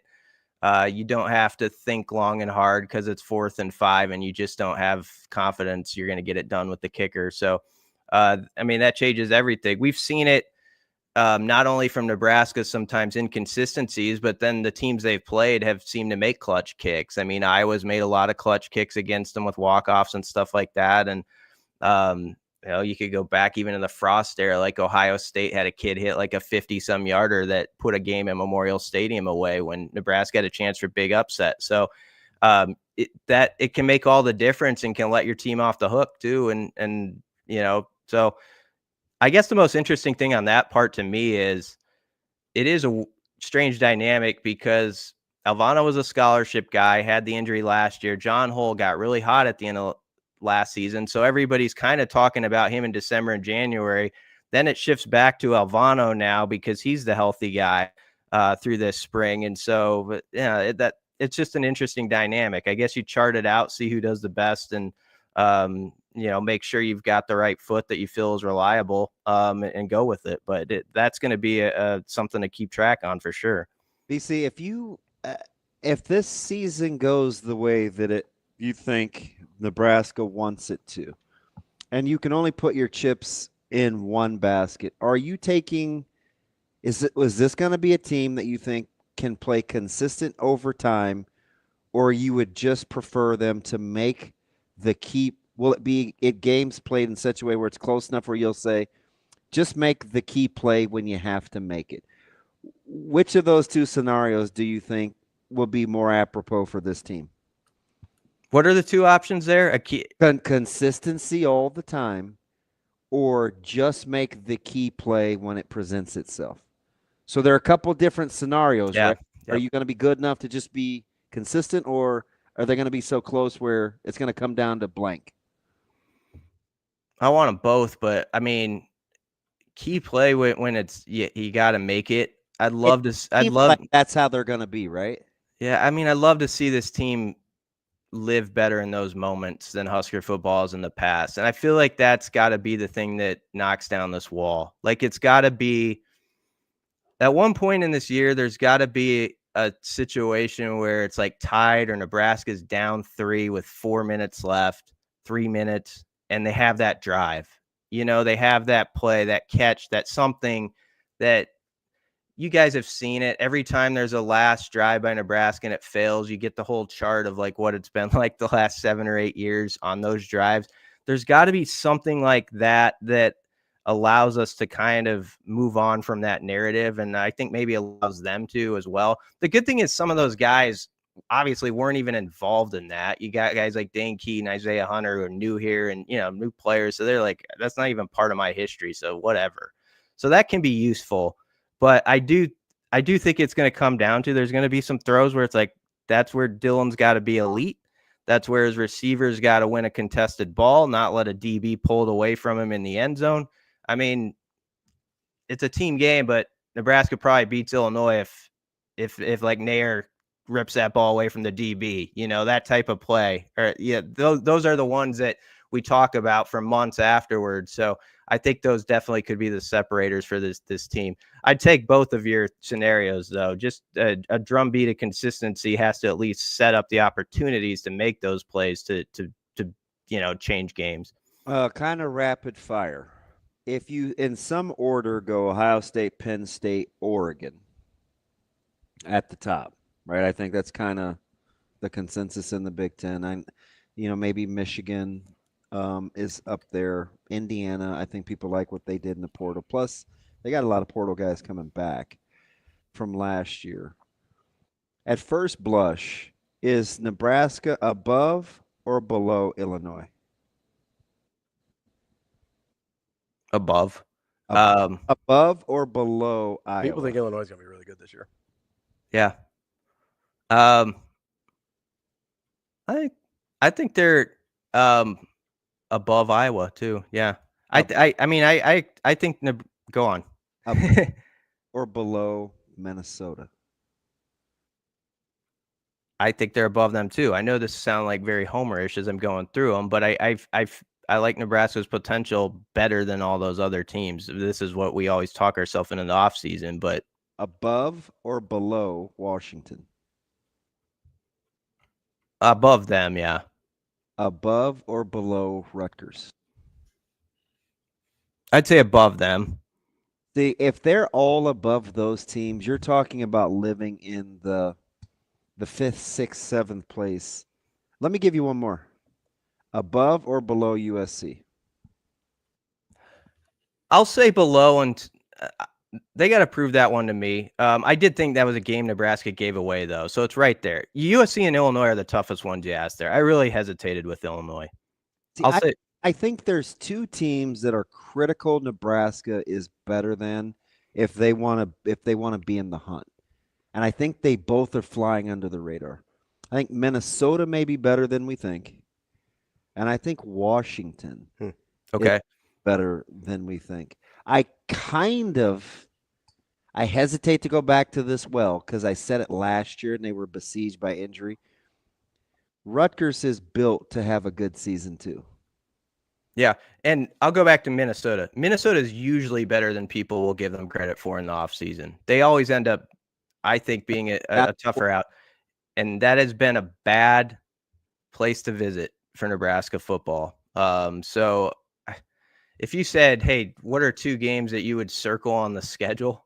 I'd circle Cincinnati. And because I've seen through the years, like, how dark the clouds get immediately on a season if you don't go play well in that opener. But then Minnesota is the other one, just because every time I go up there and I sit in that press box, I have, bad memories of this or that, or Bill Moose saying, "Oh no," in the press box next to me, or the tripping at the 1 yard line. And so, and Minnesota tends to figure itself out enough to be, like I said, a tough out. They're not going to give stuff away to Nebraska. They never do. So I respect them. I always respect that program. So if based on those last teams and kind of how as you're processing real time, does it change your answer about if you want consistency or reinforcing that you're going to have to make a few key plays? I don't know that it changes my answer, but I do.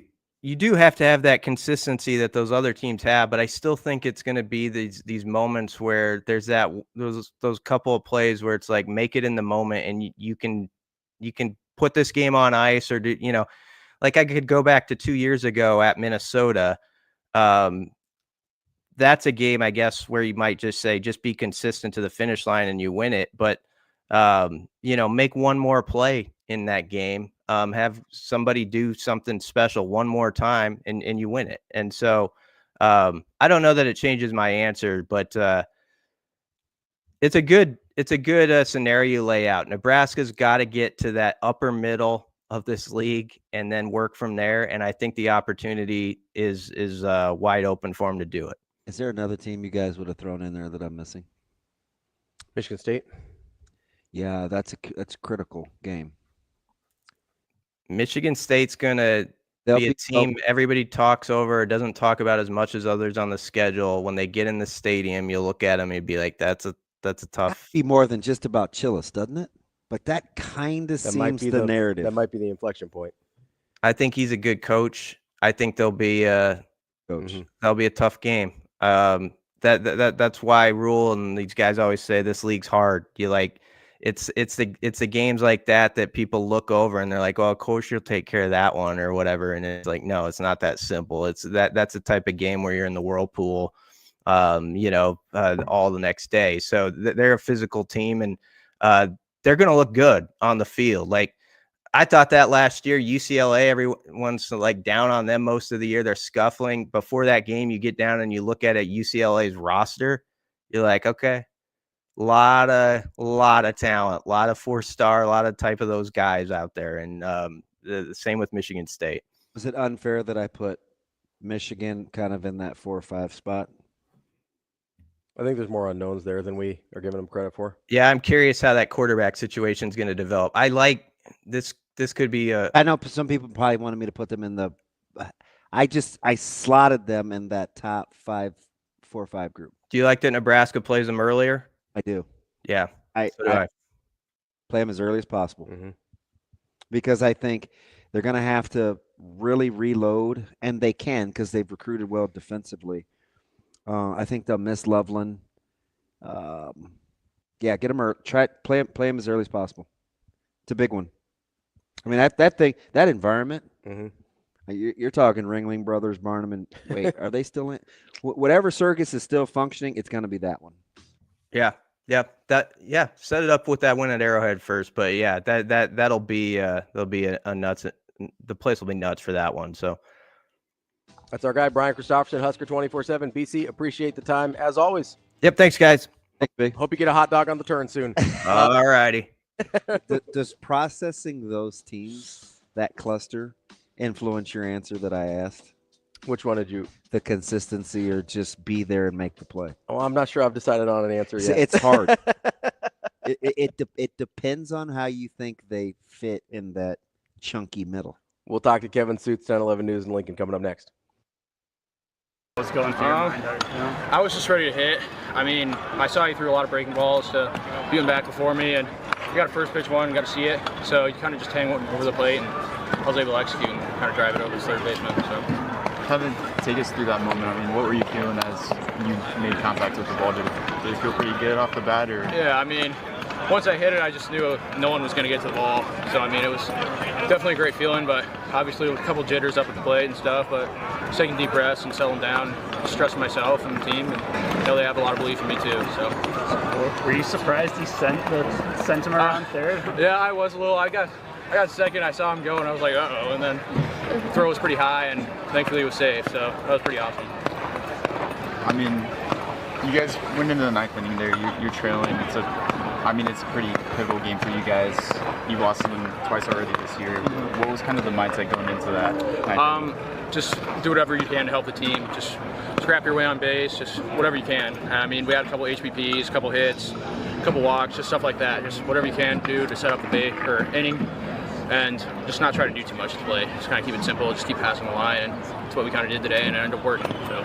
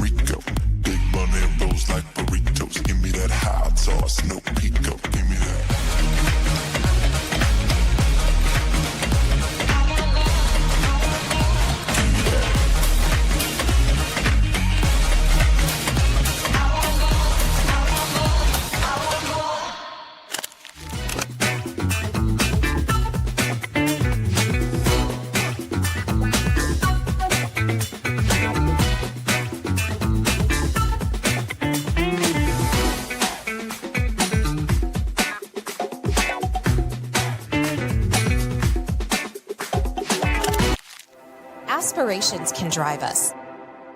Sometimes a simple gesture is what fuels the pursuit of a dream. When it's time to make your dream a reality, we are here to help.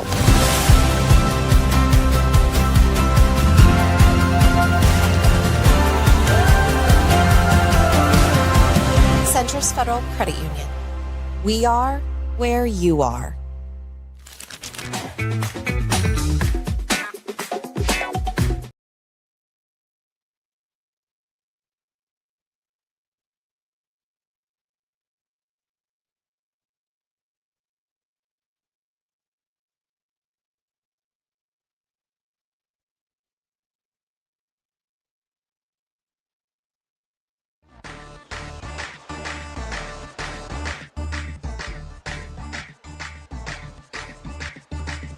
You're listening to Hurrdat Sports Live.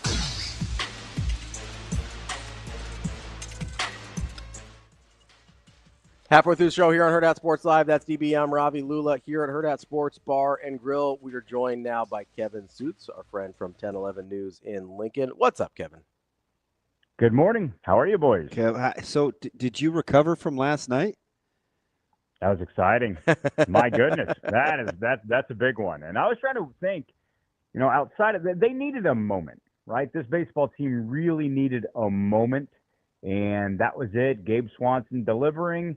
Prior to that, what was the moment at home? I don't know that they really had one outside of beating Oregon State, but there wasn't really a moment in that series that made everybody feel the way they do this morning. What do you think it is? And some of these, like Overbeek, some of these guys are just kind of on a heater, getting it figured out at the plate. But then there's Swanson, who apparently his body clock is just set to mid to late season when he gets it going.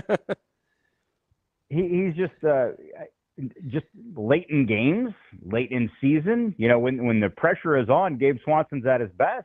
Even Ben McLaughlin on the radio call last night said right before the game-winning hit that Swanson was 5 of 6 with the bases loaded this season. Yeah. I mean, there's nobody better at the plate. Don't look at his batting average on the season. He's a 245 hitter this year. But I think that number is going to start to climb because we're about to turn the calendar over to May, and that is when Gabe gets on a heater, well, at least in the past. So you hope, if you're a Nebraska fan, that happens again. I don't know why. Maybe they just feel a little bit of pressure, maybe that they rise to the occasion. But, yeah, Overbeek's hitting the ball well. And, Carey was having a pretty good stretch there, and then he dipped off a little bit over the weekend. If he gets right back to where he was prior to the Maryland series, this lineup looks a little bit different. Kevin, what do you make about the Will Bolt ejection of it all last night as he has to watch the game winner on TV? As he said, well, I heard the crowd first since I was on delay, so I know something cool happened. Well, somebody get him a radio feed, right? They have the in-house radio feed that is like synced up in real time. I mean, we got to change some things in the clubhouse here. If Will's hearing it on delay, you're seeing it on delay. So I may not, I don't know the answer to this question. Would he be able to like go up to the booth and just watch it live? Is that allowed? If he's not in the dugout?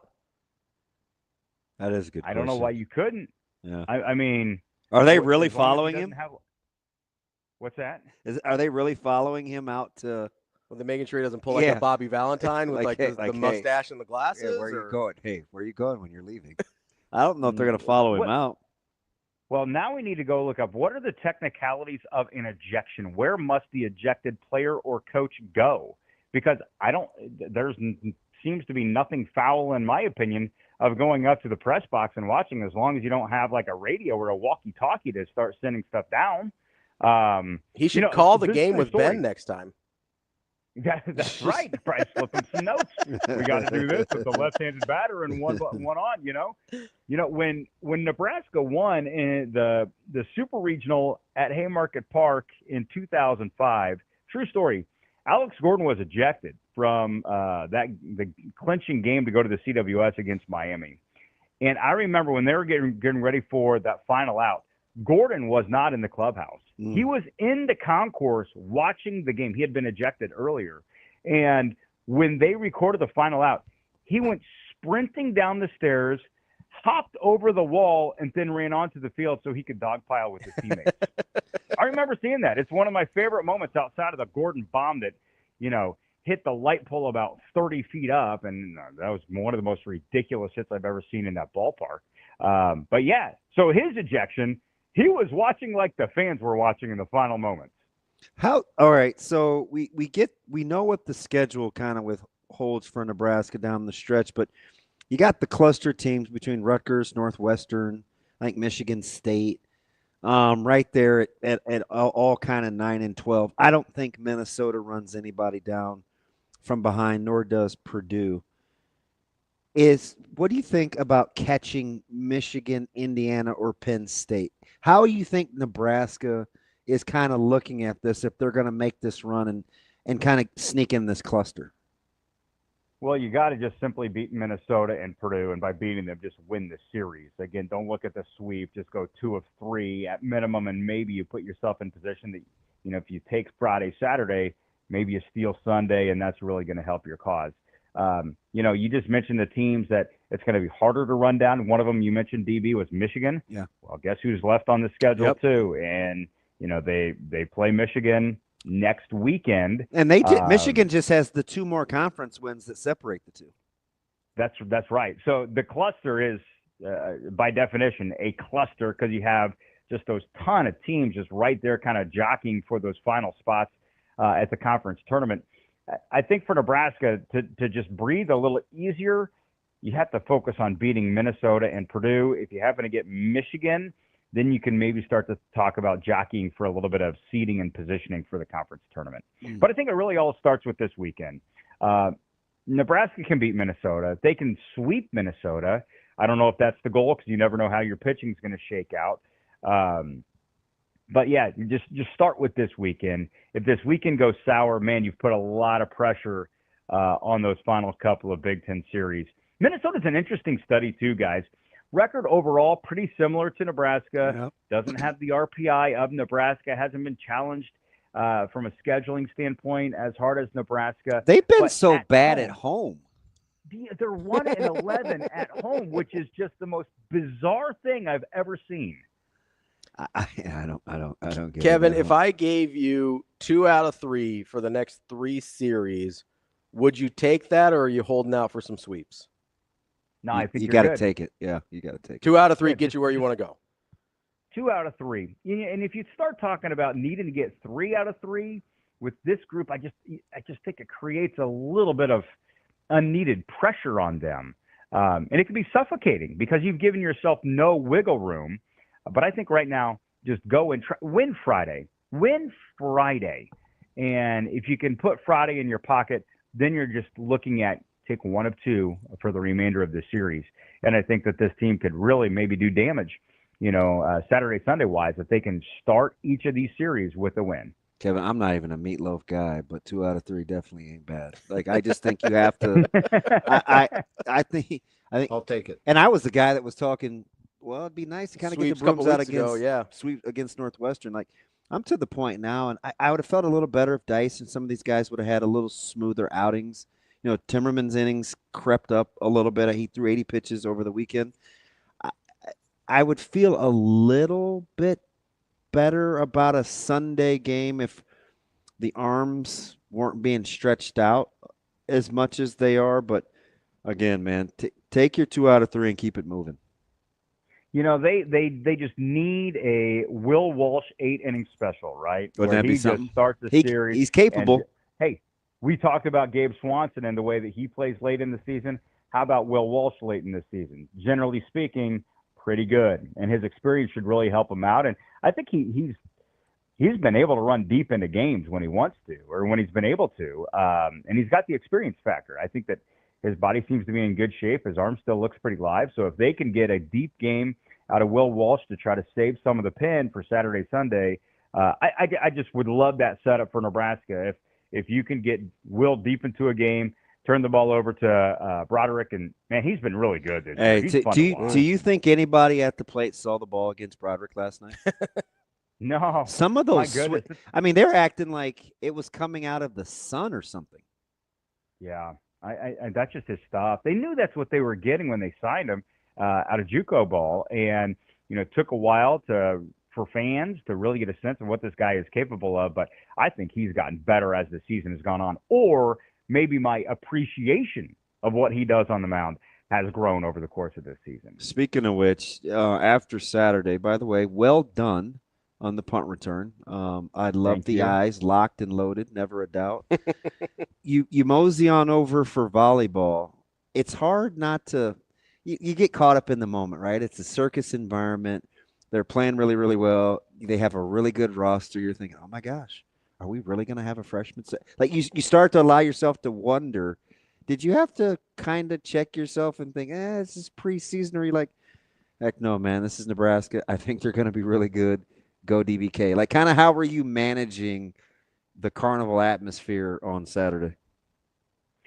I honestly, the atmosphere and all that stuff didn't really hit me a whole lot. I was just so intrigued by the way that Danny Busboom Kelly managed a spring exhibition match and got everyone on the court. That's not easy. It's not like they're playing Nebraska versus Nebraska, and you can watch all your players, just in a scrimmage type setting. No, they have 6 spots available on the floor. Yep. And Danny found a way for everyone to get on the court, which is not easy, and everybody looked good. There weren't many misconnections, and there were just little wrinkles that she started, like they snuck in that it's got Danny's fingerprints on it. Andy Jackson out of the back row, holy cow. Like, that was so awesome.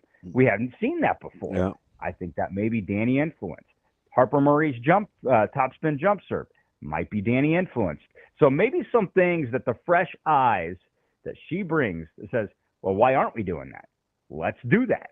And then allowing some of the youngsters to get on the court, and not just like a freshman team take the court. No, they were mixing in with the Harpers and the Bergens and the Andys and the Rebeccas. So I was just overall, from a volleyball perspective, insanely impressed with the way it all worked, with everyone getting on the floor. And no matter who was on the floor, it still looked really good. That's our guy, Kevin Sjuts, 1011 News in Lincoln. Kevin, we appreciate the time as always. And if you get any calls about becoming a free agent after your experience on Saturday, just let us know, all right? I have 4 years of eligibility remaining, but nobody's running down the field at me. That happened so fast, though, and I'm really thankful the ball was soft. If that was a hard football, a new football, that thing said no one ever except Tom Brady. Yeah, Deflategate. We had Deflategate in the media challenge. Hey, how did you like go where you went in the pecking order? Did that help? I offered to go first. I know. I know. The balls were coming in about the 50. I caught it on the 45 behind me, so I got a little bit. I had to be a little bit deep, play a little center field. I tried to tell Ravi you would probably be my first pick if I had to take a media guy, because I need you to throw it to me. But shoot, man, you might be the jack of all trades. I was gonna say, because you played quarterback, right? Had you ever caught a punt before?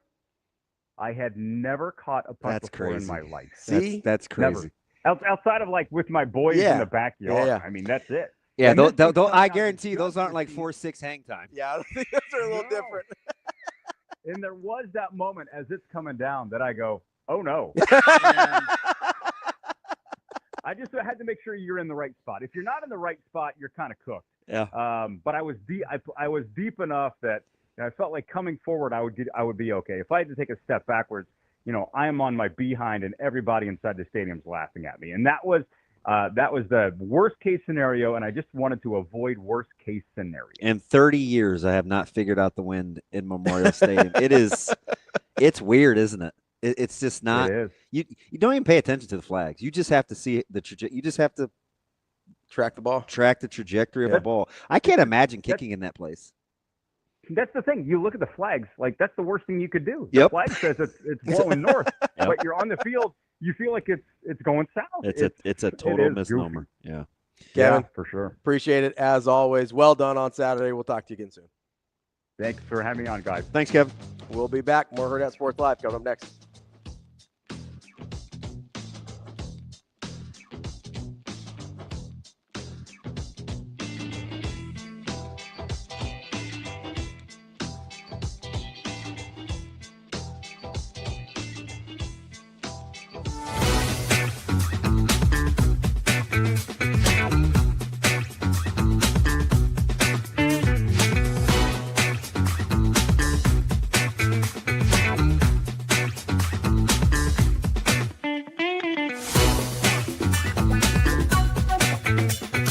Omaha takes down Creighton 11-5, and we're speaking with head coach Evan Porter. And coach, congrats, another big win. You're going for the in-state title here. I mean, you took down Nebraska not too long ago. You get back Creighton after they took you down at Tell. What was the motivation coming into this one? Well, we had a pretty good weekend in Colorado this past weekend, and we got in pretty late Sunday night, so we just wanted to make sure our guys were ready to play today. And obviously, that's a very talented Creighton team, and they're having a great season. And I have so much respect for Coach Service and what he's done for not only Creighton but the baseball community here in Omaha. And so I think there's always a little added, adrenaline when we're playing these in-state games. So, our guys played well today, and I told them we can enjoy this for 5 or 10 minutes, but all our focus needs to go into the weekend with St. Thomas coming up here on Friday.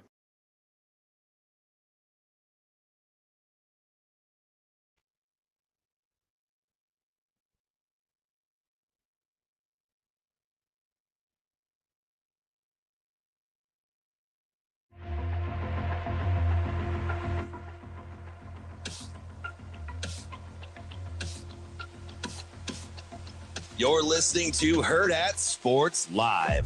The 1-0. Swanee rips one down the left field line. That's going to drop in there for a hit. Here's Carey to score. Boland's going to score. Green line is Brumbaugh. The relay throw home. It's high. The Huskers win it. Gabe Swanson is the hero.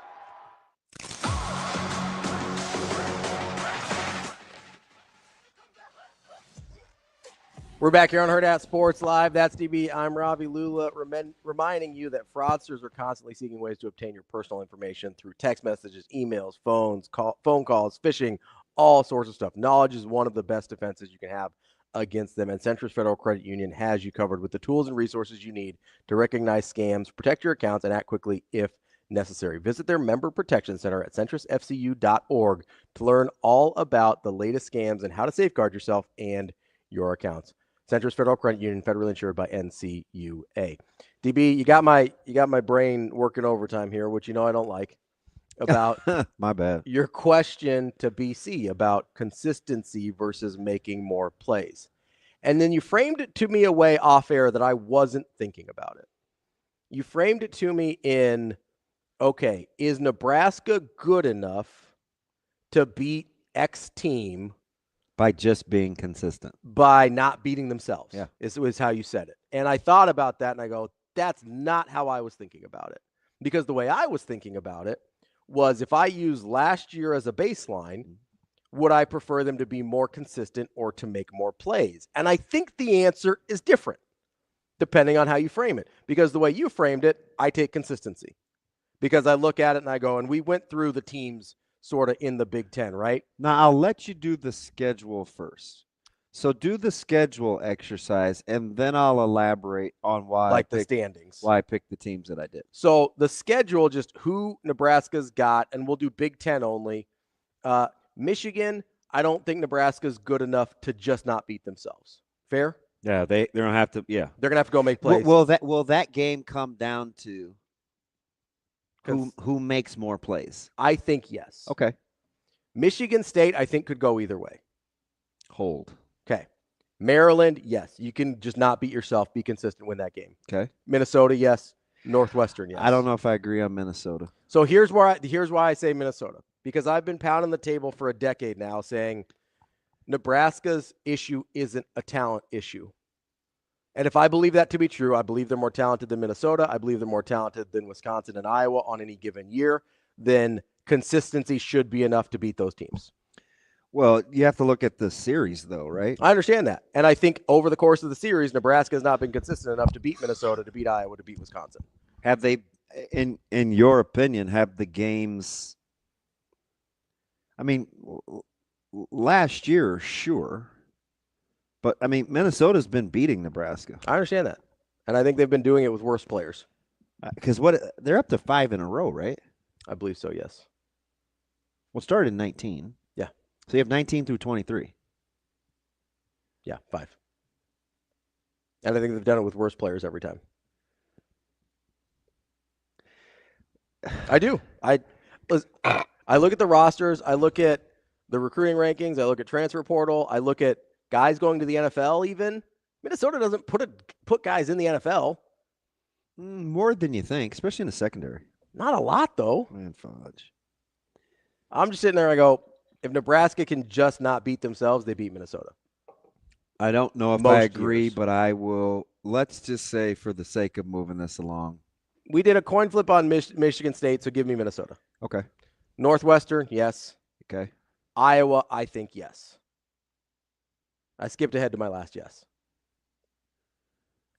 That leaves us USC, UCLA, Penn State. Penn State's a no for me. Got to make plays. I think I thought they were okay in the portal. Do I like Maava? I don't. I didn't like him against Nebraska, but he's older, more experienced. Consistency would have gotten USC last year. Yeah, it would have.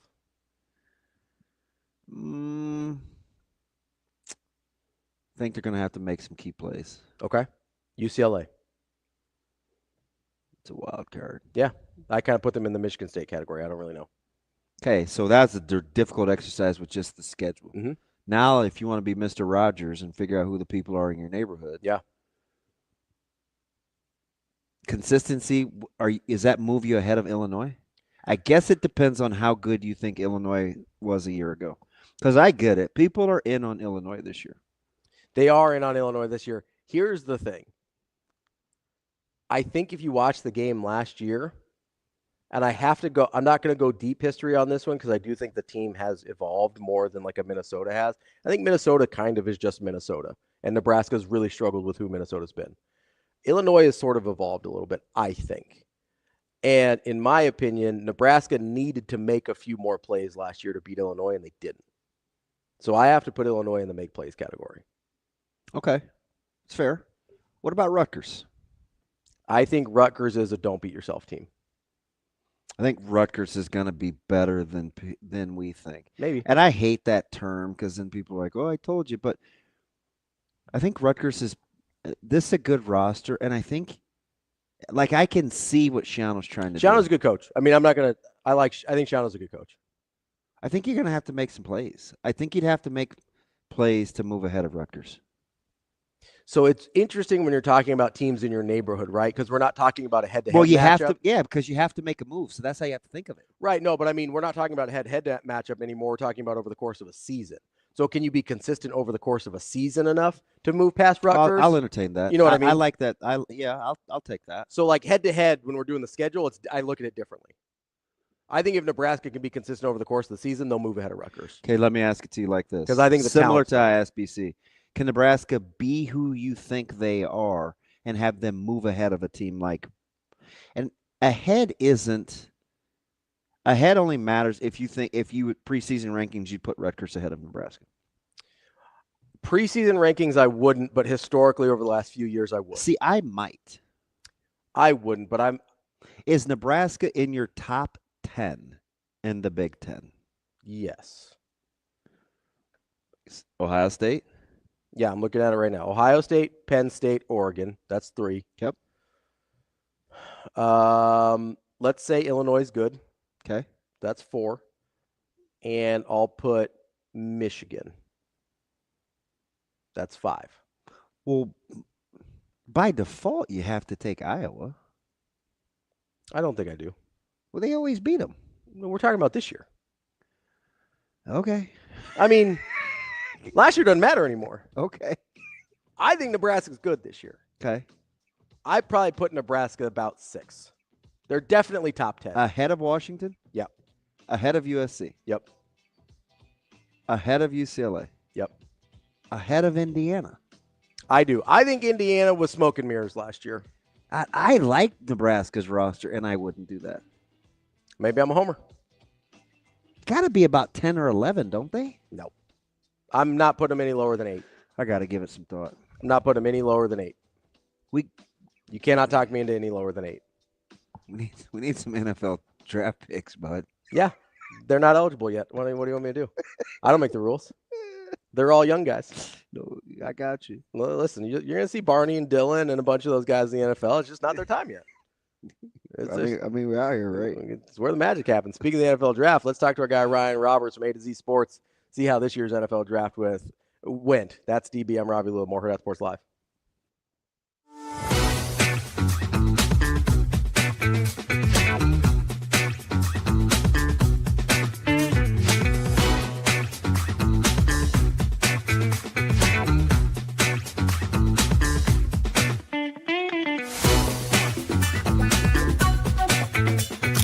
Omaha takes down Creighton 11-5, and we're speaking with head coach Evan Porter. And coach, congrats, another big win. You're going for the in-state title here. I mean, you took down Nebraska not too long ago. You get back Creighton after they took you down at Tell. What was the motivation coming into this one? Well, we had a pretty good weekend in Colorado this past weekend, and we got in pretty late Sunday night, so we just wanted to make sure our guys were ready to play today. And obviously, that's a very talented Creighton team, and they're having a great season. And I have so much respect for Coach Service and what he's done for not only Creighton but the baseball community here in Omaha. And so I think there's always a little added, adrenaline when we're playing these in-state games. So, our guys played well today, and I told them we can enjoy this for 5 or 10 minutes, but all our focus needs to go into the weekend with St. Thomas coming up here on Friday.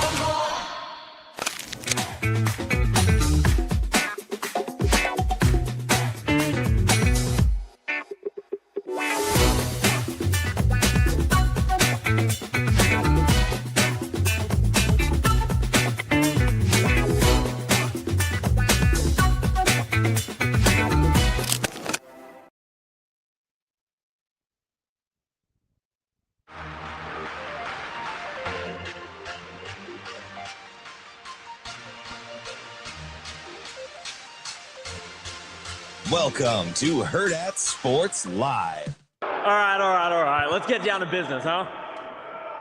With the 111th pick in the 2025 NFL Draft, the world champions, the Philadelphia Eagles, select Ty Robinson, defensive tackle, Nebraska. Go Birds! Kicking off hour number 3 here on Hurrdat Sports Live, presented by Centris Federal Credit Union. That's DB. I'm Ravi Lulla here at Hurrdat Sports Bar and Grill.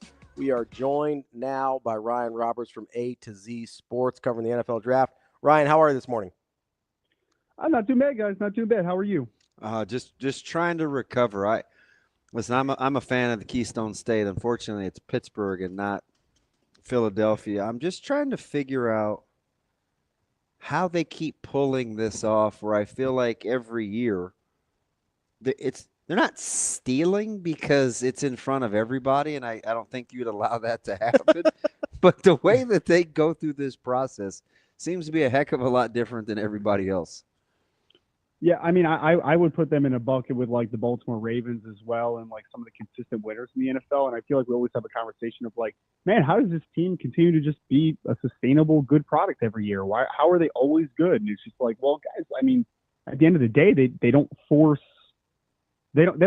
needs in spots. Like, they take value consistently. I mean, we always had the conversation of like position need versus less player available, and I think that the best teams more often than not go towards definitely steer towards the best player available spots in the large, right? So, I mean, the Philadelphia Eagles are just an example of like, you wanted Jahad Campbell, first off-ball linebacker you've selected in the first round of the NFL draft since 1979, and you said, hey, I'm going to move up one single spot to make sure I get him so the team doesn't jump in front of me. But then you let guys like Andrew Makuba fall into your lap in the second, Ty Robinson in the fourth, Smile Munden in the fifth round. Like, it's just one of those things. I mean, even you can go down to like Cameron Williams, Antoine Powell-Ryland in the sixth round. It's like they're just a team like Baltimore, like a couple others that say like, hey, we're not going to overthink this process. We're going to let value fall to us, because at the end of the day, a lot of teams are really bad at drafting for whatever reason, for X, Y, and Z reason.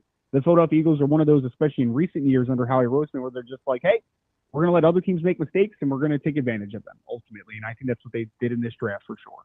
Ryan, not to log onto the Homer Network here, but you brought him up, so I'm going to allow myself here with Ty Robinson.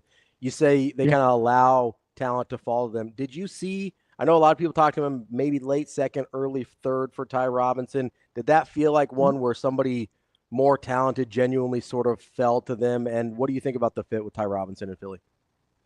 Yeah, I mean, I thought he was going to be somewhere between the third and fourth round. I think at 111, I think it's a really good value spot at that place, because Ty's played a lot of football, obviously, for Nebraska, and Nebraska asked him to do a lot of different things. So, like, he's experienced, as a one-gap penetrator to a decent portion, but he's also a guy that's worked at the point of attack a ton. He's been asked to two-gap. He's been asked to one-gap. Like, so he's a very versatile and gifted athlete. I mean, we saw that with the testing numbers, obviously, but he was a guy that I think Nebraska did a good job with him as far as like asking to do a lot of different things. So if you're fitting him into a defensive line room that has Jalen Carter, that has Jordan Davis, that has Moro Ojimo, like, it's a pretty good room already. But I think the great thing that Ty brings to the table, especially there in the early fourth round, is that he can fit with all of those guys in different ways. Like if you want to throw him in there with a Jalen Carter at times, well, then Ty Robinson's going to do a lot of the dirty work, and it's going to allow Jalen to stay clean and be able to have a little bit more one-on-one opportunities. If you're working with the Jordan Davis, I think you slide Ty out a little bit and you allow him to be a little bit more of a one-gap player in that type of scenario. Moro Ojimo, I think both those players are very versatile and can work off of one another. So I think he's a perfect fit into that room. He brings the first step explosiveness, he brings the power, and he brings that versatility, and I think that is just a testament to what that defensive line room of Philly has continued to build over the last couple of years, especially on the interior. I like a couple of the terms that you use with one and two gapping, and especially considering the depth of the D-line class this year, and maybe it's not high end, but it is fairly deep, and there we're splitting hairs between some guys like a Harrison and a Nolan, right? But when do you think we crossed over? Because it wasn't too long ago. We were having this whole McCoy-Sue thing, right? A one-gapper versus a two-gapper, a true, are they head up? Can they play? When do you think we started cross-training, or D-line got athletic enough where we stopped kind of having those conversations outside of somebody we either wanted to play in like a nose or a shade? Yeah, that's a great question. I think just generally speaking, for me as an evaluator, I think for a lot of evaluators out there, the more you can do, the more valuable you are, right? So the guys that have the ability to play multiple alignments and multiple fronts are a very, very important thing just from a full context perspective. But I think also what we've seen with the increased space game in the NFL, and that might end up being a little bit of a turn back at some point, because we did see the run game come back a little bit more last year. But with the increased space game, what we're seeing now is a lot less loaded boxes, right? Like you're seeing less 3-down linebacker sets, and you're seeing a lot more nickel and dime and all that type of stuff. So I think generally speaking, we're asking interior defensive linemen, just defensive linemen in general, to have to do more, because you can't just. I understand that. So here's the want. The want is, okay, a team wants to spread you out. They want to throw the football. They want to run the football in lighter boxes. Well, the initial impulse, I think, for teams was, okay, we need to get smaller on the interior because we need more pass rushers. But what happened is now the run game is coming back a little bit out of less loaded boxes. So now we need interior defensive linemen, because you can't win the numbers game, unfortunately, with the alignment perspective. So how you have to win it is based upon players that are more versatile and guys that can do more things. So I think as the game continues to evolve, I think we're going to get the bigger, stronger interior defensive linemen. I'm interested to see how the linebacker position continues to evolve, because it's gotten smaller over the last few years. But if we have another couple years where it's like, oh man, Saquon is doing his thing, Derrick Henry's doing his thing, then we might have to have that kind of cyclical nature of a little bit of an evolution on the second level. But I really think just generally, we're talking about a space game that has forced interior defensive linemen to have to be more versatile. You can't just be a one-gap penetrator all the time. You have to be a guy that in a less than crowded box with less linebackers behind you, you have to be able to get off blocks. You have to be able to work at the point of attack. And I really think that evolution of the game has really forced teams to have to evolve themselves, and for defensive linemen to have to change a little bit. Ryan, so I've been thinking a lot about what teams ask players to do, and it sort of brings me back to your answer to our first question about Philadelphia and Baltimore and teams that seem to just outdraft everyone else. And I'm trying to figure out in my head here, is it, as you kind of suggested, that, hey, some teams are just really bad at this, so the ones that are good at it really stick out? Is it that they're better at identifying players that are capable of what they're going to ask them to do? Or is there some development piece there that's just like, hey, they coach them up better than everybody else? Have you thought about kind of why it appears that like Philly or Baltimore consistently draft guys that are successful and everybody else is just kind of waving their hands in the air? Well, I think sustainability is a big thing in a lot of those organizations. Like I know Philly went through a little bit of a stretch there where they had a couple coaches like, Chip Kelly and Doug Peterson in like a shorter amount of time. But when you think about Philadelphia, I mean, they have sustainability now with Nick Sirianni, but they had sustainability for a long time with Andy Reid. The Steelers are a team that have obviously had like 3 coaches in like the last 60 years, or whatever the heck it's been. It's been a wild ride. Baltimore's another where you've had a sustainable product with Coach Harbaugh for so long. So I do think sustainability helps a lot, because with sustainability of a program, the expectations remain the same, right? Like, what a head coach and a general manager, I mean, just even for Baltimore, it's a specific one. You had Ozzie Newsome, you have Eric DeCosta. So you've had 2 general managers who are very closely tied together. DeCosta was under Ozzie Newsome. So, what the expectations are. You know what they're generally just looking for. What are they looking for in this particular spot? What the expectation from the head coach? What type of character does he want in a football player? So I think that sustainability helps a lot. But ultimately, it only matters because, I'll pick like an example of so here's a good one. So Philadelphia Eagles drafted Cameron Williams in the late 6th round, the offensive tackle out of Texas. Well, before he had a bad second half of the year, some were projecting him to potentially be a top 64 pick, if not a top 50 pick. But he had a bad second half of the year. So if he falls into a team that I don't think is great at developing offensive linemen, then we probably never hear from Cameron Williams again. Mm-hmm. But I almost guarantee that we will see him in a couple of years at some point, because Jeff Stoutland is such a great offensive line coach. So I think development actually absolutely matters. And I think that some of those teams are more willing to gamble on athletic traits if you know that the development is good. But I think like the number one overarching thing for me is going back to that sustainability. Like if you have a consistent coach, a consistent general manager, and consistent front office, all those things together that understand the process and what they're looking for, I think more often than not, then they're always usually on the same page, and they tend to draft better than others. Let me ask you something. How soon, Ryan, do you think somebody else moves into that neighborhood. I go back to the Chiefs 2022 class, and listen, they've been really good in the draft. I understand that, so they're probably in this discussion. But there's a handful of teams. Maybe it's the Lions. Maybe it's the Rams. Seattle seems to know what they're doing. How many of these other teams, you mentioned the Steelers, get the benefit of the doubt just because of their recent history that you would kind of put in their own kind of gated community? Yeah, that's a great question. I think the Rams are definitely one of them. Although people make fun of the pick stuff from Les Snead a couple years ago, and that staff has consistently hit on a lot of day 3 picks. Obviously, like we talk about Puka Nacua, Kyron Williams, John Johnson. Like they've hit on a lot of day 3 picks. And they stole Lake, right? Who does everything for them? Quentin Lake, yeah. They found a lot of good football players, man, and they needed to, right? Like if you're going to trade away the early capital. You need to fill those spots in the other spots in the drafts, right? And they have done that. So give them credit. I know people a lot of them say there was a stupid thing that someone said a couple years ago about like, why do the Rams even have a scouting department? I'm just like, do you know how many late rounders they hit on? Like they need their scouting department. It supplements the roster so much. But I think they're one.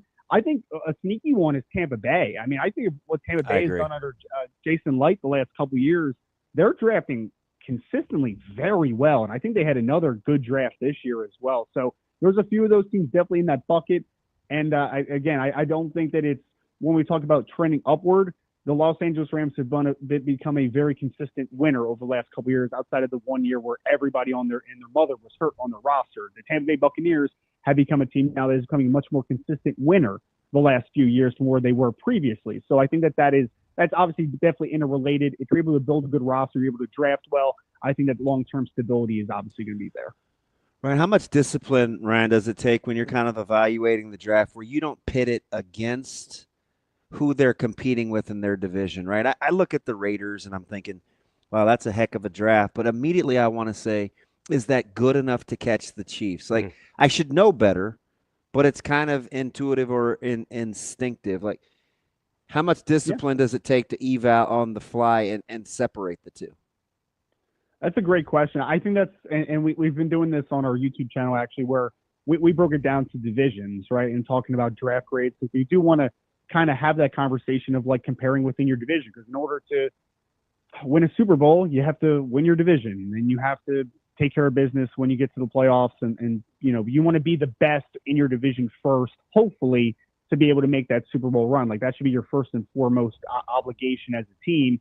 So I do think it's important to compare the two. Now, I think every team's in a different spot from just their from their building perspective. Like Kansas City is a known commodity. Las Vegas Raiders are a team that is still kind of building towards hopefully getting near that level.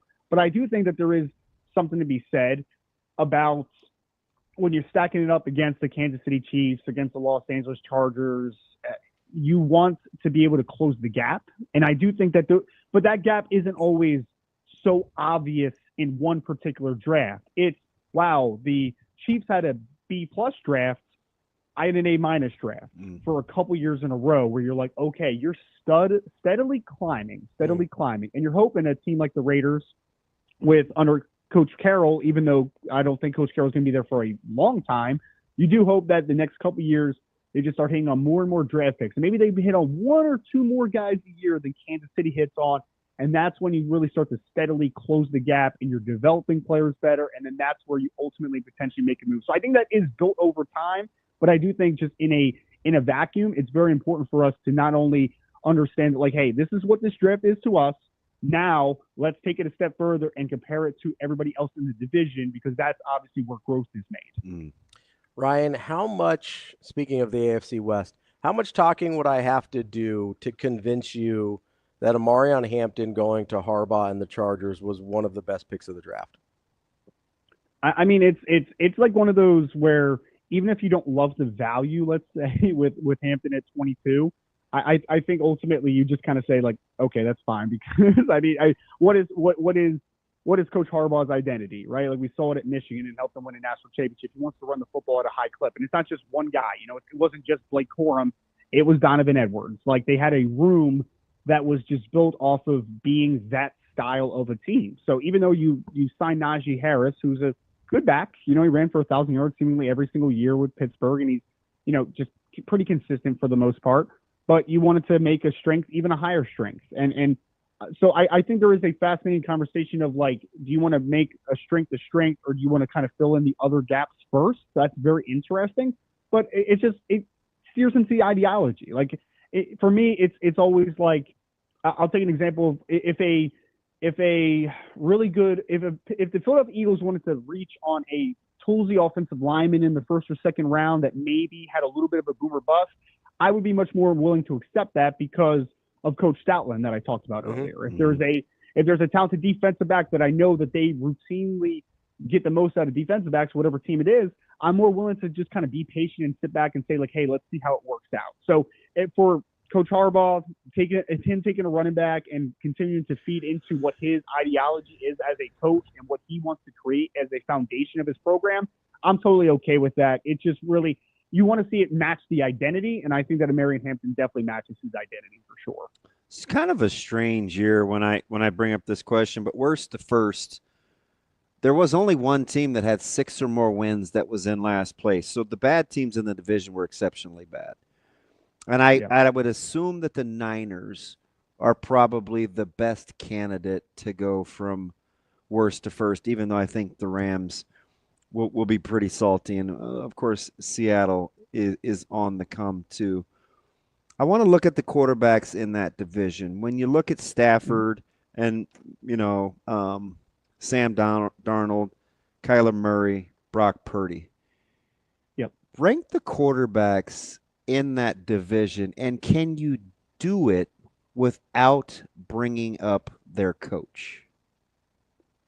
That's a really fascinating question. I would say if I had to rank them, I mean, Matt Stafford for the short term is still the top quarterback in that division, in my opinion. After that, I think it is dependent on the head coach situation for the most part. Like Kyler Murray, I think is the most physically talented. Yeah, but he gets three, saddled with Gannon, so we look at him cross-eyed.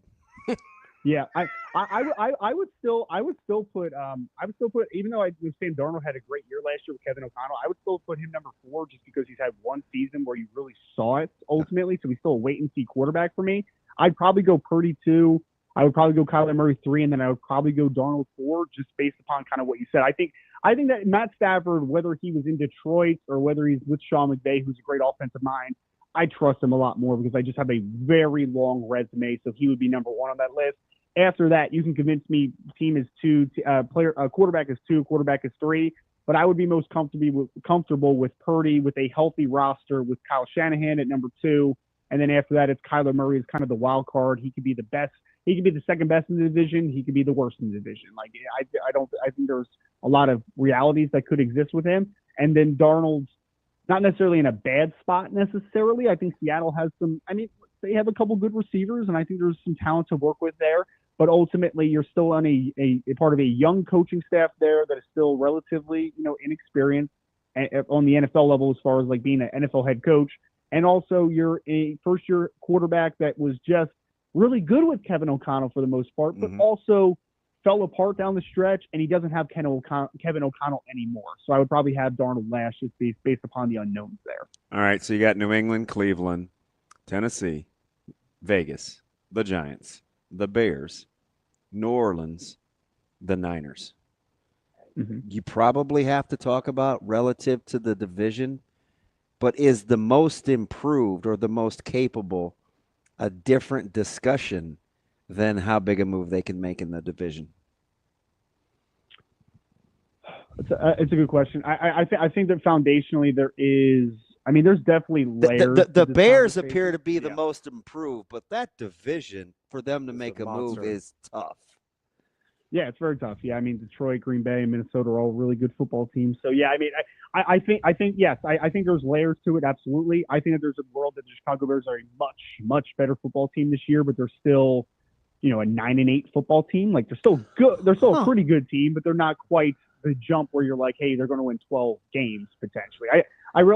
I even think like a Jacksonville's in a similar situation. Jacksonville's obviously in a much easier division, so there's a possibility where Jacksonville's the number 1 team in the AFC South next year. Like I don't think that's like. But they still have the Titans. I mean, they still won one more game than the Titans, who were atrocious. Exactly. Well, and Jacksonville's always been a really frustrating team because I feel like every year I look at Jacksonville's roster and I'm like, they should have been better than that. Like they have more talent than they necessarily showed on in the win-loss record. And maybe that's coaching to a degree. Maybe Liam Cohen comes in with Gladstone as their general manager and they just take a huge step forward in a very short amount of time. I mean, obviously they mortgaged a lot to put everything around Trevor Lawrence in the short term to get the most out of him, because ultimately that team is going to go as far as what Trevor Lawrence is going to do. So if they're able to get the most out of him, I think they have a lot of upside as an organization. If he just kind of bottoms out and he just kind of is what he is and injured and inconsistent, then that team's going to be in for a rude awakening on the short term and probably has to rebuild at some point here. So I really think that it is fully dependent on the division that they lie in, but because that's a great example of like Jacksonville was bad last year, but they could easily be a 10+ win football team this year just based upon just a couple offseason tooling in comparison to what we talked about with the Chicago Bears, who I think are going to be a much better football team, but the division is the ringer. Like you do not have an off week in that division. So I think it's a fascinating conversation, but I think there's going to be dramatic growth with both of those teams specifically, and there could be for some other teams like the Raiders or another one where I don't think the Raiders are going to beat the Kansas City Chiefs for the AFC West. I don't think they're even going to finish second. Probably, although they do play them tough, and they're they significantly better.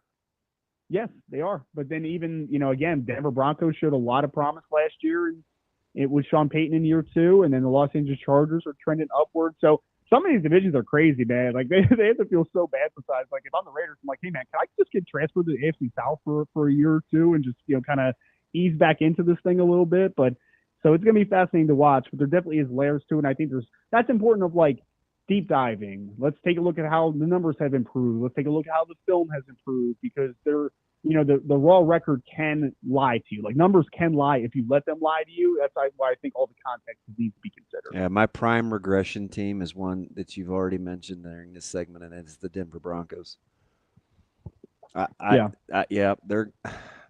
He maximized that team, and I don't love their draft either. So I'll be curious to see if he can overcome the tape of what teams will have from a year ago, because I think he maximized the quarterback spot in that first year. Yeah, I agree with you, because I remember having the conversation about Bo Nix. I was somewhere in the middle between the Bo Nix stands and the Bo Nix haters. Like I did not hate Bo Nix as a player. I thought he was a higher floor quarterback comparative to a couple guys in the draft, but I didn't think he had nearly the ceiling that a couple of the guys had, obviously. But so I wasn't shocked that he played well, but he did play better than I thought he was even going to play as a rookie, especially down the stretch. So I was a little surprised about how just easily that transition happened. But there is a very interesting debate, because I heard someone try to compare him to Mac Jones. I don't think he's going to quite be Mac Jones as far as like looking good as a rookie and then completely falling off the face of the earth. But there is a very real reality where Bo Nix takes a step back and he's just very solid, but he's not great, right? Like there is that reality that could ultimately happen. And I agree with you. I didn't dislike RJ Harvey, the running back at UCF that they drafted in the second round. I liked him a lot, though. Yeah, but I just thought that was a little bit early for him, and then I thought it was really early for Pat Bryant at 74, the wide receiver at Illinois. Again, not a bad player, but more of a I thought Pat Bryant was going to go in like the 4th, 5th round. So like I just think he was a round or two too early for that spot, and I am struggling a little bit as far as like you're trying to put weapons around Bo Nix. I think it's a good from a process perspective. I think it makes a lot of sense, but I do wonder if they pick the right guys to put around Bo Nix to be able to continue to trend upward. Let me ask you something. So a guy that makes a lot of contested catches like Brown, I could see him in my sleep in Big Ten especially with how he worked Nebraska early. Is that better? Do you want a separation guy with Nix, or because you assume with the arm talent being whatever it is the eval says that you want a guy that plays like Bryant? I would rather have the quick separator if I had to choose between the two. Okay. I think both can work in a vacuum, because I do think that, but like Bo's smart enough that he can, if he sees pre-snap a one-on-one matchup to a guy and maybe they rolled late to a single high look, and you have a one-on-one matchup with Bryant, let's just say in the boundary for argument's sake. I think that he's smart enough to get the ball out quick and maybe it's a fade or a stop or whatever. I think that you can win that way, but ultimately Bo Nix, I know he threw the ball better downfield last year, but like historically speaking, the numbers say that Bo Nix is much more of a short to intermediate passer than he is a deep ball passer. So I do think the quick separators are a lot more advantageous for him, right? Like, show him your numbers, get the ball out quick, create instant separation. And I think that is ultimately how Bo Nix wants to operate. He wants to be the quick game. He wants to be the short to intermediate. So he's not the perfect player for him, but I do think it can work in the right capacity. But I definitely would say that I think he's more of a quick separating guy as far as what he likes comparative to like those contested catch down the field type of receivers. Ryan, I'll get you out of here on this. Real simple question, but probably not that easy. Best draft, worst draft this year? Oh, yeah, that is actually a very interesting question. I think I'm trying to think back to a couple that I didn't like. So New Orleans Saints, I thought was a pretty rough draft, to be honest. I want to be nice because like every draft is there's always value to be found, and I did like, you know, from like the Saints, for instance, I was like pulling up their list. Like I like Devin Neal in the 6th round. I think that's a steal. I like Quincy Riley in the 4th round, but Tyler Shuck, top 40. I like Tyler Shuck as a developmental, you know, late day 2, early day 3 football player, like somewhere in that, like a top 125 football player. I do not like him as a top 40 football player. I think Kelvin Banks, again, a good player. Should he be the 9th overall pick, the offensive tackle out of Texas? Probably not, right? So, like, I just thought that value was a little bit too high. Vernon Broughton at 71 blew my mind. I did not see that defensive tackle out of Texas. So I think there was a lot of reaches in that draft, and if you've been following that team the last couple of years with the cap hell that they've been in as well, that they put themselves in, I'm very struggling as far as like just generally speaking, loving this draft or loving the trajectory that this team is going on. So that one is just a little bit of it's a headache to deal with, just kind of the whole situation. I guess I would just go back to Philadelphia as like the best team. I think there's some conversation points. Like I like Indianapolis's draft. I thought there were a couple like other Seattle. teams. Yeah, Seattle did a lot of good things. We actually just recorded a show on them, and they found value throughout the draft. I think there was a few of those teams that found a lot of value throughout, but when I looked at Philadelphia, it's like Jahad Campbell probably would have been a top 15 pick if not for the injury. You got him at 31. You drafted Andrew Makuba at 64, which I thought was good value. I thought there was a chance you could borderline top 50 in this class. Ty Robinson, early 4th, was a value. Smile Monday was a value. Kyle McCord in the 6th round is a fine dart throw. Like, I'm totally okay with that. Cameron Williams was a value. And Kyle Ryland was a value. So Philadelphia, like, when you went down the list, as far as, like, first of all, they had a lot of picks. And, like, probably about 80% of the picks, I would say, like, that was a value play at that spot. So Philadelphia is probably the one that stands out as probably the best draft overall. As a Steelers fan, I'm just going to tell you what I super cringe because they're such a good drafting team. You know, I can just see Starks. I was like Malachi Starks. I mean, and you put him next to a phenom that you finally moved in the back 3rd, and it's like this safety tandem is going to be with Hamilton is going to be a menace. Like you can just see what the Ravens are trying to do. I'm like, them getting Starks is the most Ravenish thing ever, and you could just see it work. Yeah, no, it's going to work so well because the one thing those two have in common is that they're very versatile. Like, you can ask Kyle Hamilton to do a lot of different things with the size and athleticism he brings to the table. Starks, although a much different body type, he was asked to play on the roof. He was asked to play single high. He was asked to play too high. He was asked to play in the slot, come down into the box. Like, he was asked to do so much things at Georgia that I really think that when you're just kind of pairing those two together, you're going to see some reps where Kyle Hamilton's rotating the field. You're going to see some where Malachi Starks is. You're going to see some where both of those guys, one is going to be in the slot, one's going to be working from depth. So, yeah, it was, again, that's why we mentioned him early on. It's like the Baltimore Ravens just know how to do this thing. They really do. And getting a Starks paired with a Hamilton, also throw in Marlon Humphrey, hopefully more healthy, Nate Wiggins year 2. Like, that secondary looks a whole lot better after that Starks pick. That's our guy, Ryan Roberts, A to Z Sports. Ryan, we appreciate the time as always. We'll talk to you again soon. Appreciate it, fellas. Thank you so much. Thanks, Ryan. Good stuff there from Ryan Roberts as we kind of put a bow on the NFL draft. Surprised to see a little consternation between Murray and Purdy? There was for me, too. Remember when you asked me, we were talking about the contracts? Yeah, I don't think – I understand it because Murray's more talented, but – Purdy, I think, just has a better situation. Yeah. And if Murray gets to 14 starts, He's throwing for 3,800 yards. Yeah. Yeah, I don't have a problem. I mean, as much as I like Purdy and the 49ers, I don't have a problem with that being a conversation. And if you told me today, hey, we'll trade you Murray for Purdy straight up, like I probably don't throw a fit. That's DB. I'm Ravi, Lulla, Hurrdat Sports Live. Coming up next. What's going through your mind? I was just ready to hit.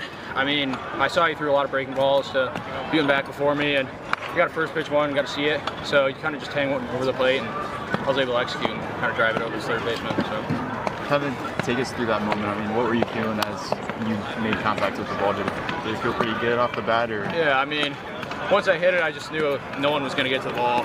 So, I mean, it was definitely a great feeling, but obviously with a couple jitters up at the plate and stuff, but just taking deep breaths and settling down, just trusting myself and the team, and they have a lot of belief in me too. So, were you surprised he sent him around third? Yeah, I was a little. I got second. I saw him go, and I was like, uh-oh, and then the throw was pretty high, and thankfully it was safe. So that was pretty awesome.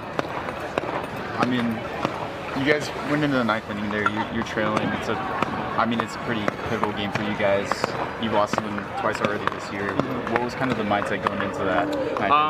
Just do whatever you can to help the team. Just scrap your way on base. Just whatever you can. I mean, we had a couple HBPs, a couple hits, a couple walks, just stuff like that. Just whatever you can do to set up the inning, and just not try to do too much to play. Just kind of keep it simple. Just keep passing the line, and that's what we kind of did today, and it ended up working. So.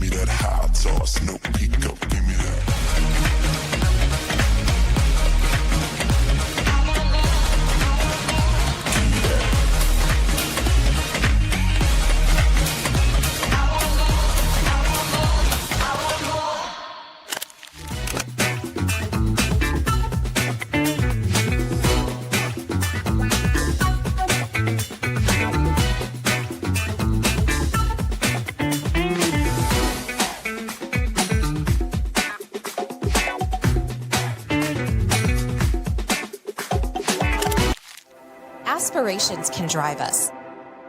Sometimes a simple gesture is what fuels the pursuit of a dream. When it's time to make your dream a reality, we are here to help.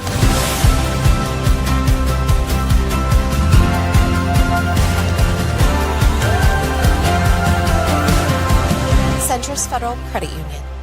We are where you are.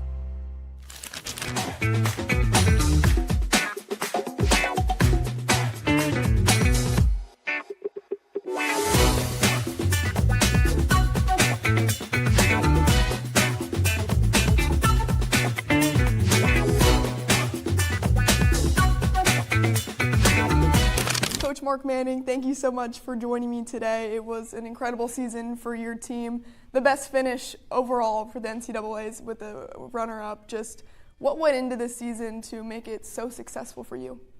Well, I think it starts with our team. Obviously, their commitment from really last spring, summer. You know, we had regular, 25, 30 guys around training all the time, the whole summer. So I knew the commitment was high, and then, with commitment comes belief, and belief is the magic, in getting these guys to perform the way they did. And we had a really good season, but I think we always preached, being your best the 5 days in March, 2 days at Big Tens and 3 days in the NCAA tournament. So I think that really came to fruition.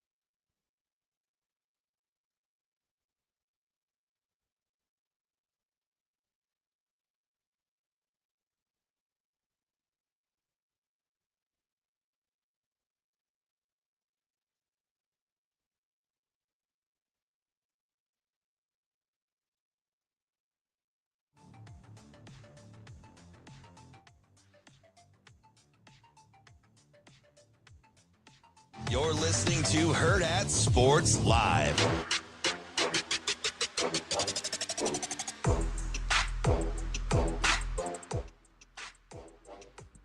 We're back here on Hurrdat Sports Live. That's DBM Ravi Lulla here at Hurrdat Sports Bar and Grill. Don't forget, every weekend, Saturday and Sunday, you can get 75-cent wings right here at Hurrdat Sports Bar and Grill, the only place that I know of that you can get that cheap of wings on the weekend. It's not just some weekday trying to get you in here. Come here, watch your favorite games, watch playoffs, NBA, NHL. Playoffs? The playoffs? Just trying to win a game. Just trying to eat some wings. 75-cent wings here. They're at just trying to find a quarterback. Who's trying to find a quarterback? Colts. Indianapolis? Go Daniel Jones. Well, they've got a couple, but zone read your brains out with a really good running back. Yeah. JT is nice. He is nice. You know what's not nice? Anthony Richardson. No, that much is true. Still very bad. Yeah, that much is true. Still very bad at football. You know, Shoot, you could even handle the ball to Khalil Herbert. You got DJ Giddens now. Yeah. I kind of like – I always say that, so I'm just going to be quiet. But you like the Colts roster. You just hate their quarterback position. Yeah. Not like a guy individually, but their situation. I do think Daniel Jones is a significant upgrade, though. I think he certainly should end up being the starter this year. I mean, yeah. If you're – oh, this is kind of a fun – I mean, what? Do you want Riley Leonard? Yes, I do. All day. He's a winner. Wow. Sorry, I'm just kidding. I don't want Riley Leonard. I didn't trust him. Like, maybe this is a hot take. I don't think that Notre Dame would have beat Ohio State under very many circumstances, but Riley Leonard did not give them a chance. He was not going to make enough throws to help them win that game. That was just not in the cards. Did you think that game boiled down to his inaccuracy? No. Like I said, that is kind of a hot take. I don't think there's very many scenarios in which Notre Dame wins that game. Like, I don't think that happens. But one of the scenarios that was just not on the table was that their quarterback would make enough plays to win them the game with Riley Leonard. That was not going to happen. I don't trust him as a thrower of the football to make those types of plays. I got you. Interesting question. Well, there's a lot of interesting questions. But I want to start just rapid fire here. Worst quarterback situation. I'm not trying to be mean. Pittsburgh or Indianapolis? Pittsburgh. As is, right? Before they make a move. Yeah. Because obviously they're going to do something. Pittsburgh.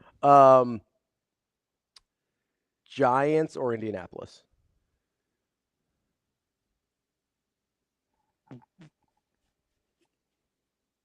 I'll take the worst. Yeah, which one's worse? Colts. Colts is worse. Yeah. Giants or Jets?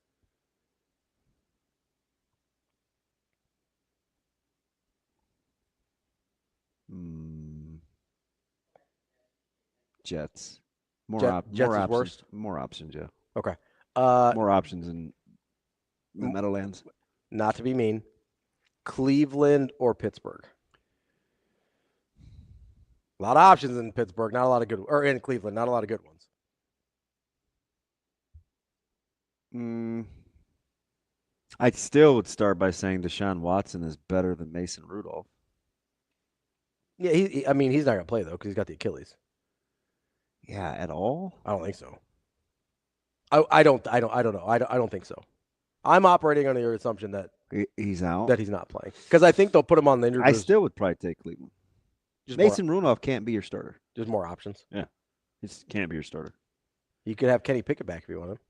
Even the Browns didn't want Kenny Pickett. They're trying to figure out what they're going to do with Deontay Johnson. Cleveland likes everybody. Nice flyer on that one. Let's get to TK real quick. Wants to talk about some of the undrafted guys from Nebraska. TK, I don't want to hear from TK. He's still hating on Kyler Murray. TK, what's going on, bud? Good morning, I guess. TK, why are you hating on Kyler Murray? I just don't think he's as good as you think he is. I don't think he's as bad as he's good. Well, how good do I think he is, TK? That's kind of weird. You talk about him, it sounds like ESPN talking about Shadur. Shadur. No. I'm just telling you, for whatever. He's the next coming, Fran Tarkenton. I don't now. See, I don't. Don't matter to me. Don't put that hyperbole on me. It's very, very simple. Kyler Murray is significantly better than his critics give him credit for. I think that's pretty safe. not debatable. Anything statistically, I can agree with that. Anything statistically I put out there, it will back that up.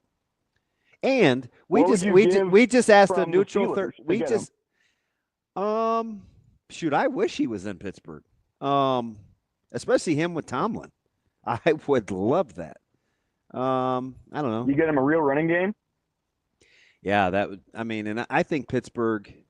I had this conversation with Ravi off air. I don't love the Steelers. He asked me about all these running backs. I was trying to name all the Steelers that I liked, and it was very, very far down the road before I got down to. He doesn't like any running backs an in offensive Pittsburgh. player, and I almost don't like any of their running backs. And it has more to do with how they run the ball. I mean, it's just okay. Is there a schematically. team that like the players on your teams that you've ever actually liked?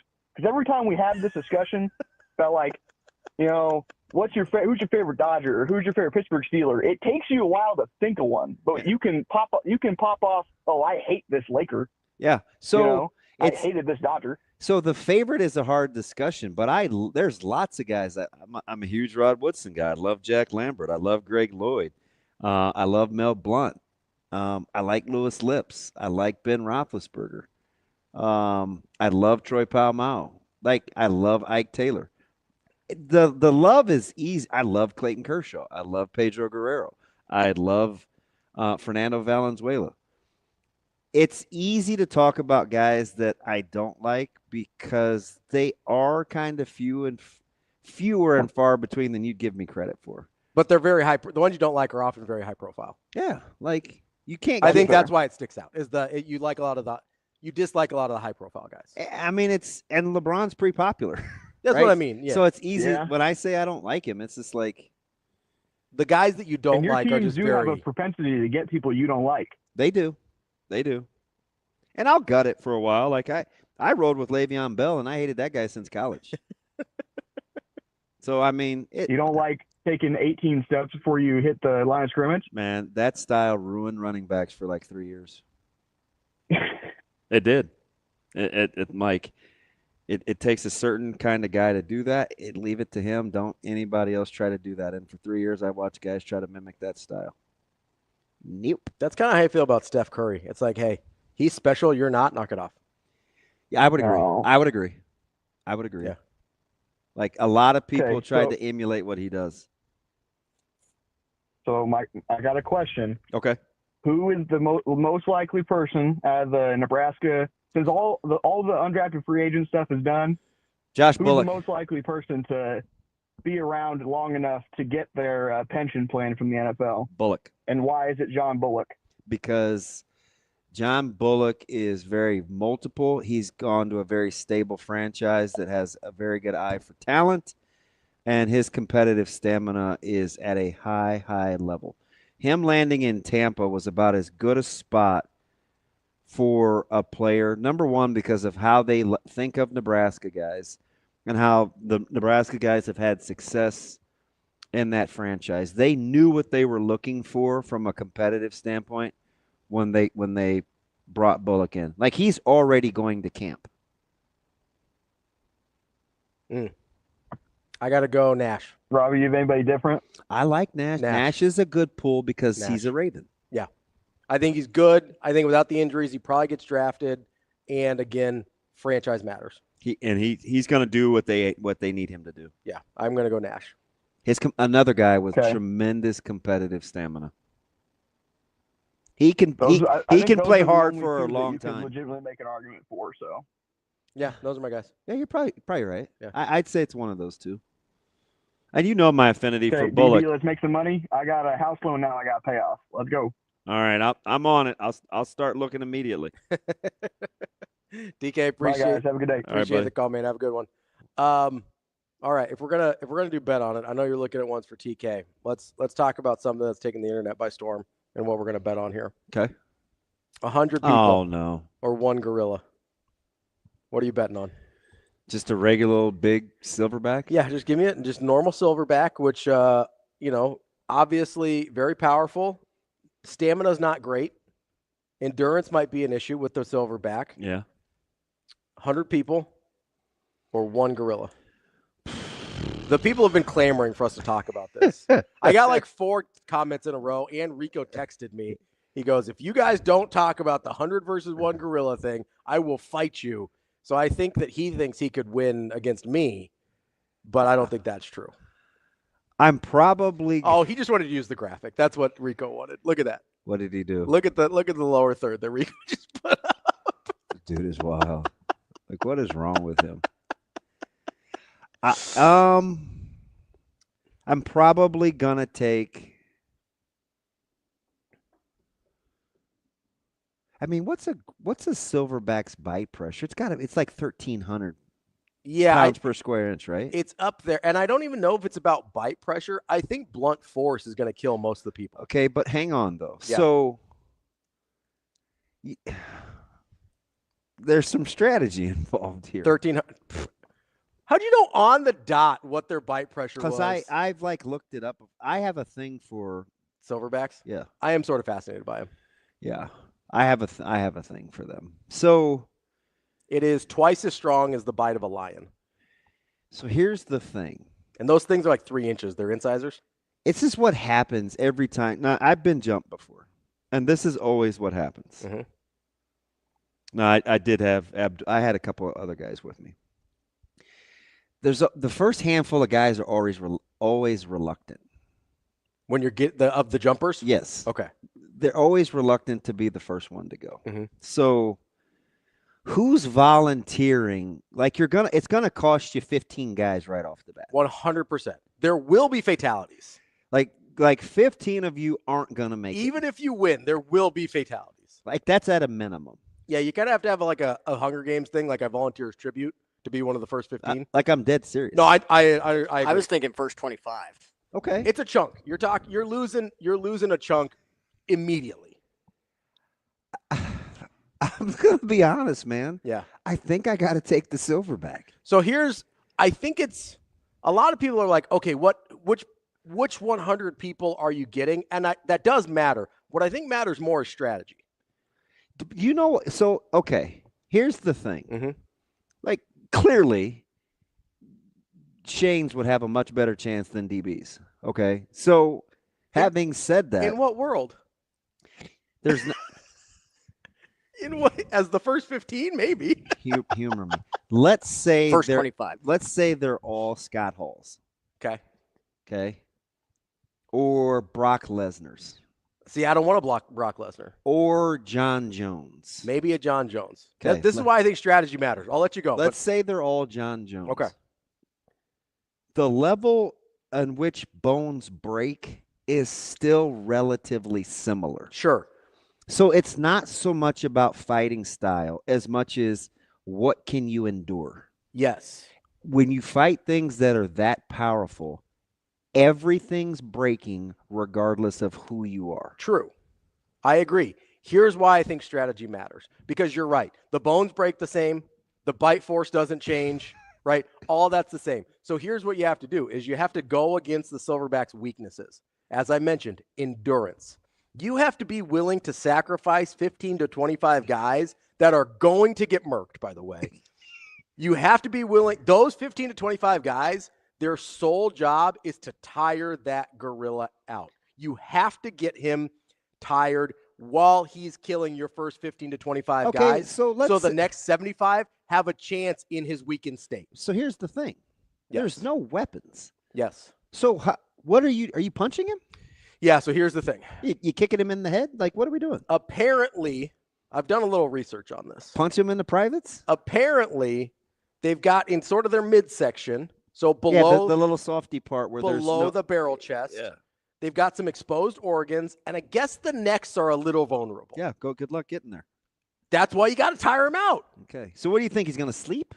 No, I think he's going to be a little slow, and then there's going to be a few that are sacrificial that you're going to have a strong stomach to endure this because you're going to see your buddies getting like chomped on while you got to do work on the gorilla. And here's the other thing. It's not so much as you're going to be getting bit because that will happen if it's convenient. It's just going to be blunt force trauma. Yeah, he's going to be using your buddies like a baseball bat. He's just going to be yeet. So you'll be getting whacked across the face with me.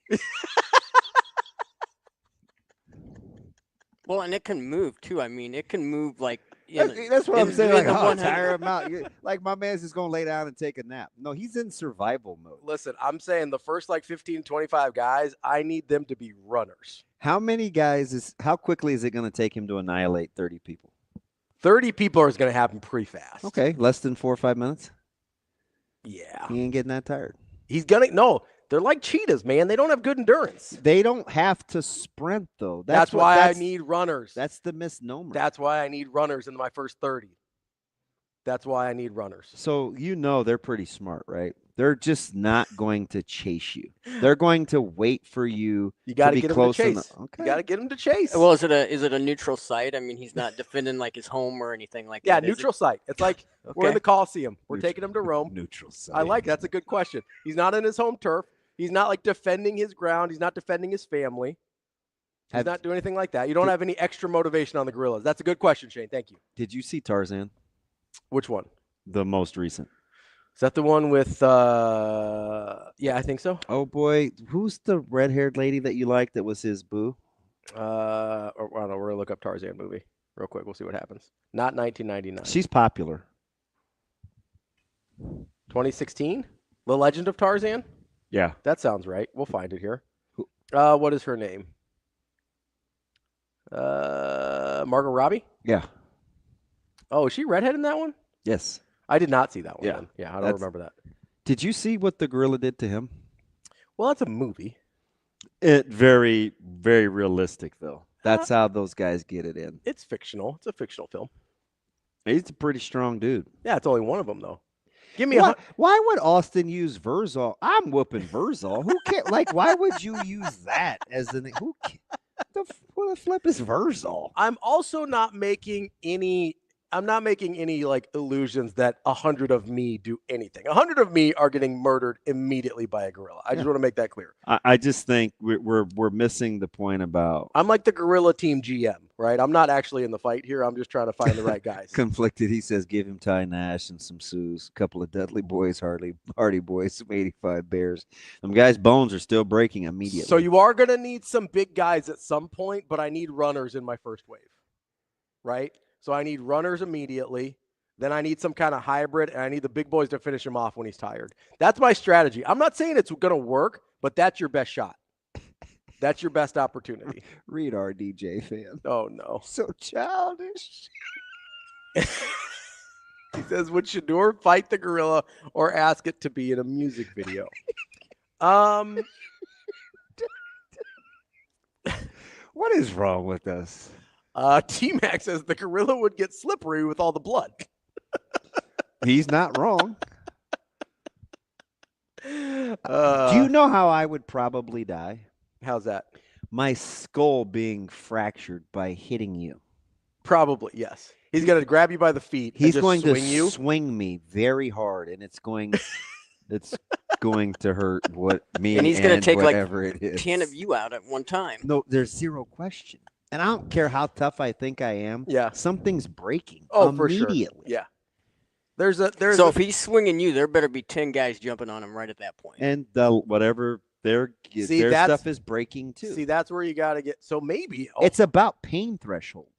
See, I don't even think it's about pain threshold because that is. Can you walk on a compound fracture? Well, so that's my point. Is once your leg is compound fractured, you're just not walking, no matter how much. No matter how much you're like, oh, this is fine. I'll be all right. I'm probably. Who's going first? You're going to have some brave souls or stupid souls, one or the other. I bet you could find 20 dumb enough guys that think they can handle it. And we established that this was an adult. Yeah, it's an adult. It's an adult gorilla. Yeah, good luck on that. Okay, what would Vegas set the line for deaths? Ooh, it's north of 50 for sure. Like 75.5? Yeah, I think so. I was going to say 70. Somewhere in that neighborhood. 99.99%. What's the over under for dead people? It's north of 70 for sure. Unless he gets unless he gets bored and runs away. You're not getting 30 guys out of there alive. You wouldn't think. Not a chance. Let's be honest. You're probably losing all 100. Probably. You think? That's why I'm trying. Well, if you're picking the gorilla, then yes. If you get injured, you're not making it out of there. Any type of injury. So Because he's going to are you just kicking him in the kidneys?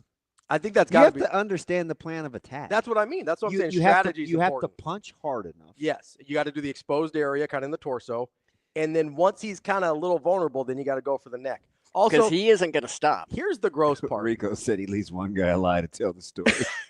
It's like in What Glorious. is this, 300? No, it's in Glorious Bastards. I haven't seen it, so I don't get He's it. going to carve a gorilla G in his head for no. I think here's the part where it's going to get gross, right? Because if you're actually going to take out the gorilla, you're not going to like choke him out, right? That's not happening. Somebody's going to have to bite his neck at some point.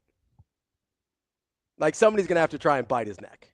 That's very really gross. That is very savage. But I'm just saying, if you're trying to win, and if it was survival, I think you would bite. yeah, I think you do whatever you have to do. Yeah. But I'm saying, like, if we're getting real about this, you're gonna Fur get and all. I don't think the neck is the furriest part. Yeah. You coughing up fur balls as a survivor for a week. Just go ahead and get your face in there. Smell that.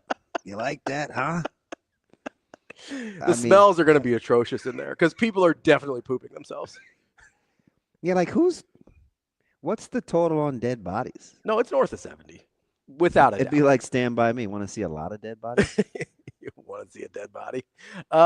No, best case scenario, 30 guys walk out alive. Best case scenario. So you're talking about a 70 death count minimum. Yeah, I don't know, man. At first, like during the commercial break, because Dominic. what I'm telling you, For dude, Harambe. Yeah. His battle cry in sign language. That dude got sniped by the keeper, right? Over the little baby? Yeah. That's tough. At first I said people. Did you get the sense I was going to say people during the break? I thought about it and I was like, but wait. So listen, there is most of us can't punch people without hurting our hands. So that's why the selection of the people is important and the strategy is important. I think if you're taking a random selection of 100 individuals, dead. All of them. So you want like all UFC fighters? I want to be very... You do have to know how to punch. Yeah, I want to be very strategic about the people that I'm choosing. You got to choose, people about that life. You got to be able to punch and kick. You got to have striking ability. And you couldn't kick that door out of anger and not hurt yourself. Oh, 100% I could not. I'm just saying. No, you're 100% right. You are dead on. First of all, I'm not a kicker. Could you see? TK says he's going for the eyes. Are you just going to jump on old boy's back and gouge your brains out? Or like who's holding him down? Yeah, so that's where getting him a little bit tired is part of the strategy. Okay, you think he's going to sleep? And I don't think he's going to sleep, but I think you can fatigue him enough that he's not at his A game. That's your only shot. QBA's talking about blind him. Blind him, then everybody grab a thick branch. Listen. I don't think you can use weapons. I mean, I think you use your surroundings if you find stuff. Oh, that's a new rule. I mean, if you're in the Coliseum, you're probably not going to have branches. So I think this is hand-to-hand combat. That's fair. Yeah, I think we're just talking hand-to-hand combat. We're not talking about weapons. Yeah, I think that's fair. Maybe like take your shoe off and try and choke him. I don't know. You one of them grandmas out here with like the boomerang the chancla? No, she's getting whooped too. Throwing the chanclas at him. I don't know, man. I think I'm gonna have to take the gorilla. I think there is a scenario in which you can select the right 100 people with the right strategy and win. It's not likely. I mean, TK said you got to go for the privates and hope he bleeds out. How about not? The odds on this are astronomical. Okay, it's gorilla like minus 5,000 at least. I just want to know what the over/under on dead bodies is. I mean, for general population or for my specialized squad with my coaching ability. You can take whoever you want. So you take all Lesnar's, take all John Jones. So for my specialized squad, I'm going to say 70.5. For general public, I'm saying 98.5. Let me ask you something. Yeah. With those odds. Yes. If we were all in a stadium and Bane said, hey. You think darkness is your ally. 30 of you can I just watched that movie. 30 of you can have eternity. 70 of you are going to die. Yeah. How many people do you think are volunteering to go sit down, knowing 30 out of 70, like you could be 30 out of 100? I mean, that's not terrible. So if you're saying he's doing the ship thing, right? Where he goes, hey, either all of you die, or if you make a choice, 30 of you will live. Yeah. I think people volunteer under those circumstances. You just have to beat the gorilla. You know, with every shot or however it is they're offing you, you're like, all right, that's 1 out of 2. All right, that's 2 out of 3. You get down to like 60 guys, you're like 50-50 shot. Here we go, baby. Yeah, that would be terrifying. Oh, yeah, you're probably not built for it. Yeah. I would have to have some sort of beta blocker or something. Like just think about one bullet in a chamber playing Russian roulette. Here's my question. That odds are actually worse there because that 1 out of 6. Is it 6 or 8? I think it depends. I think they have both six shooters in the clip, 1 in the I think you're right. So what is that? 16%. So your chances are twice as good against the gorilla. And I still wouldn't do it. Well, if you're thinking about what you're doing, then you're already dead. Oh, okay, cool guy. No, I'm serious. Because the gorilla's just gonna take you right out. Question. Can I have 100 meth heads? That might be your best shot. People just out of their mind. Not a chance. No? No. Hey, I'm tripping. I'm sliding. No. Because the more meth you do, the more brittle your bones are. They're snapping like twigs. What if it's just like a one-time deal? Like you're not an addict, but you get like you're a baseball player in the 70s. You're like, give me a couple greenies. You know what I mean? Yeah.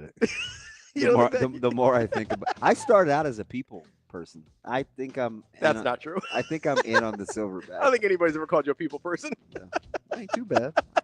I can pretend. All right, Team Silverback. I'm very specialized team of people with a very specific set of skills, like taken. Nah, you guys are dying. He's dying too. What if I give you baseball bats? Does it change anything? Yeah, but that defeats the purpose, and it's inhumane. I'm just because the rest of this is very humane. Yeah. DB, it's where we get baseball bats. I was talking about. Well, it's not like you're inviting him in your living room. You're on his turf. You get what you get. We're neutral site. We established that. You get that dude in the Coliseum, you're all dead. Well, that's generally how it ended in the Coliseum. That's DB. I'm Ravi Lulla. It's Hurrdat Sports Live. See you. Have a good day. Love you.